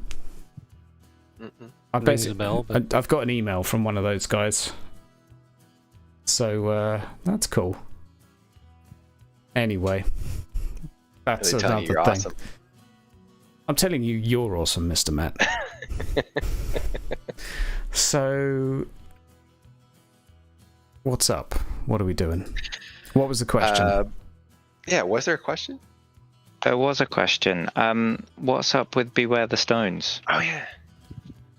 Did we ever find out? So, the stones that you were at were, or are, if you imagine like a wheel, they were the central point of the wheel. So there were stones all over Reichland and such, and the Empire, but this was like the central one where if you were going to be as close to your deity as you possibly could, like, i.e. where the winds of magic were absolutely at their strongest, then this is where you want to be. Yeah. And that's basically what they were. Now, yes, they had elves there who, yes, were worshipping a god that wasn't one of their own. It might have been Slanesh. They were never really delved into that much, but yes, the elves there were effectively a Slanesh cult as well. It was kind of obvious, but maybe not. But yeah, that was basically it. Now, what could have been done with them? I don't know, you tell me. That was one of those things where I'll think about that when the players go there, and good lord, I tried. Everyone was like, frickin' scary elves, don't go in there, man. No. Don't like elves. No. Frickin' cowards. Yeah, it was that tree thing that was there. The not ents. Oh, the end. Yeah. The treekin. Yeah. I was looking forward to some... For a while, there was quite some possibility of a second campaign. Elves could have been the big bad, or undead. It was like, okay, well, what do we want to focus on? And Gilda seemed to be more of an interest, and so that's kind of what happened. But okay, sorry, was the Baroness Natalia one in charge of the Vegas? One. The town was safe simply because she was good at her job, Jeremy. So she wasn't actually a vampire. She was involved in this sisterhood of feminists. So she was a cultist, technically. But she was also just simply competent. She could make people do things. And she did. She had no shortage of admirers and people who were just shit scared of her. Yeah, not everybody sucks in Warhammer World. Yeah. There's a few that are actually good at what they do. Same with the Baroness Strappentheim. Like, she was a switched-on lord, if you ask me. She was happy that, like, her father was dead. Fair enough. That's kind of like, oh no, that's bad. But equally, she's a noble and he was destroying her family. So it's like, well, I'm just saying, Sighard went ahead and killed a corrupt lord. So he can't exactly claim the moral high ground. Yeah, Sighard killed his brother, just saying. And if you guys hadn't put two and two together, they were related. Sighard. Yeah. And also, at the end of the first campaign, he did not have to kill him. I'm not saying he shouldn't have. That's completely fine. It was completely whatever he wanted to do. The guy said to kill me because, well, it was like, well, kind of makes sense, but could have let him live. Could have not been the Lord of Tarn. The group could have fucked off and become like sausage smugglers. Yeah, I'm just saying. I saw vampires everywhere in the campaign too. Yeah. That's what Jeremy says. I saw vampires everywhere. But fortunately, that's what I like about Warhammer. The vampires are like nobility, and they make sure that there aren't too many of them. Yeah. They don't want any competition. I mean, I had two vampires, and, well... So we had Otto Van Drack was a vampire, and the Kemrian vampire trying to kill Otto Van Drack. Yeah. So that was the only two in mine. No one else was dead or working with them. But, you know, stuff and things. I'm going to get a drink, so I'm going to let you guys chat with chatchers for a sec. Okay. So bar any questions, but yeah, I'm being responsible here. You guys are it's your stream now, so go on, Rat Pack. What's your favorite moment of your character? Oh, that's a good question. It's got to be the when we were with Radrian and we were just picking off all of the cultists around the outside of the camp. It was so funny because, you know, the GM was obviously like, you know, he's going to fail and they're going to fight loads and loads of people and we're going to have a really cool big fight and they're all going to die. And then I just like rolled a natural one or whatever it was. We just started picking them off. That was good. That was awesome. I think looking under your hood to see if you looking under the hood. Yes, that's it. Looking under the hood. For me, for Jebediah, I don't think it's necessarily a moment, but an arc. It would be the grave robbing and the repercussions of that. The scare of that Moor barrier. Yeah. Because that was an in character and an out of character oh shit moment. That was good. Yeah. Yeah. Had a blast with it. And for Lothar, I'm not sure. Probably punching a rat ogre to death. oh, Other that's than right that- in the beginning. I mean, You had that scene with the spear, with the ghost lady and the spear. well, it was the kind of chanting and the voices behind me and the undead stumbling towards me that got impaled. Yeah. Yeah, that was What pretty happened- cool. What happened to that spear? Didn't you get a spear from that? Yeah, it's the spear I've used ever since. Okay. It's Yep. fine, durable, blah blah blah. Yeah, so it's damn near unbreakable. One of the reasons I didn't want to throw it at the bloody dragon. Just watch it sail off into the distance, never to be seen again. And then I went down to Yeah. using knuckle dusters. Don't let me use this. Yeah. I don't know. I think for the pure comedic fact that it pulled it off would probably be punching that rat ogre. Other than Yeah. that, I mean, it was cool to do the whole last few episodes with the whole fighting retreat and trying to be more tactical with it was good fun. Through the forest. I enjoyed listening to those, to be fair. Yeah, fighting out the town and then through. Kind of fucked when the Jabba slide lands in the middle of you, but yeah, there's not really much room for tactics at that point other than run. But Yeah, but I think I don't know whether you guys had it coming or whether he put it in there because of all the delays of, sitting round and trying to convince, what was it, 3 or 5 of the farmers or whatever they were going, you told me to stand here and I'm not doing anything that I wouldn't normally do. I don't walk through the... I'd have been like, just leave him. Yeah. I'm not moving because you told me not to do anything unnatural. I'm walking through the forest, whatever that was. Yeah. That was Jebediah trying to have an argument with them. Yeah. See, I think you should have just left them. I think if I was there, I would have been like, I would have just. You did leave them, okay. But I think you had several debates though, didn't you? Yeah, and there was also the bit with the log and Henrik in the water. That was another solid gold moment for me. To be fair, the water, yeah. Yeah. The log, yeah. That was pretty amusing. Just walked in, I see a log over there. Yeah. And he's like, can't you see it, you idiot? Yeah, and you're like, all right, go ahead.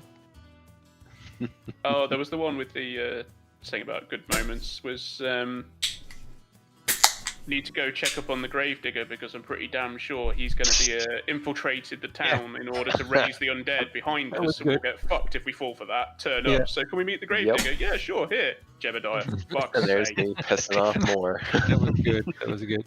And also, I forgot who was there, but it was the scene in Altdorf with there was a pit fight or an illegal fight, it was a fight club kind of thing. Oh yeah. And one of them turned zombie. I like that. Yeah. Yeah. That was random, but yeah. I was a bit like, what is going on here? Yeah. I don't understand. But there are two things that stand out for me is for Bert is the flashbacks. One where he was his younger self again. I had a cool idea of making his voice younger, and then somehow I pulled it off. So that was pretty cool. Yep. And the scene where Gilda was abducted, that was really intense scene. I really like that. I like that. So, yeah. Yeah. And the scene with Ron I really liked because of the rhyming slang. And it really took me a moment to catch up with it.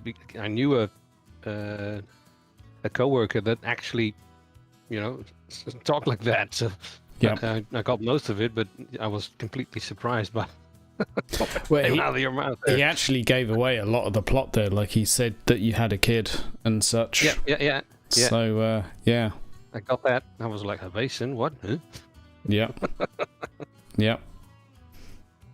Oh, I've He just wasn't very remembered good with another moment. dustbins. Yeah. Yeah. Fighting the griffin. Yeah. With Tal against basically praying for Tal, and just that was good. That was good. Yeah, so the purpose of that was just to simply gain favour with a god. So for each of those that's, let's say, quote, passed the test, I got wrecked. The players had access to a miracle for the last session. One was never needed because it was just fear immunity for everyone, and everyone just decided last session there'd be chads. The other one was to, like, cast Fireball, effectively. So yeah, that was one of the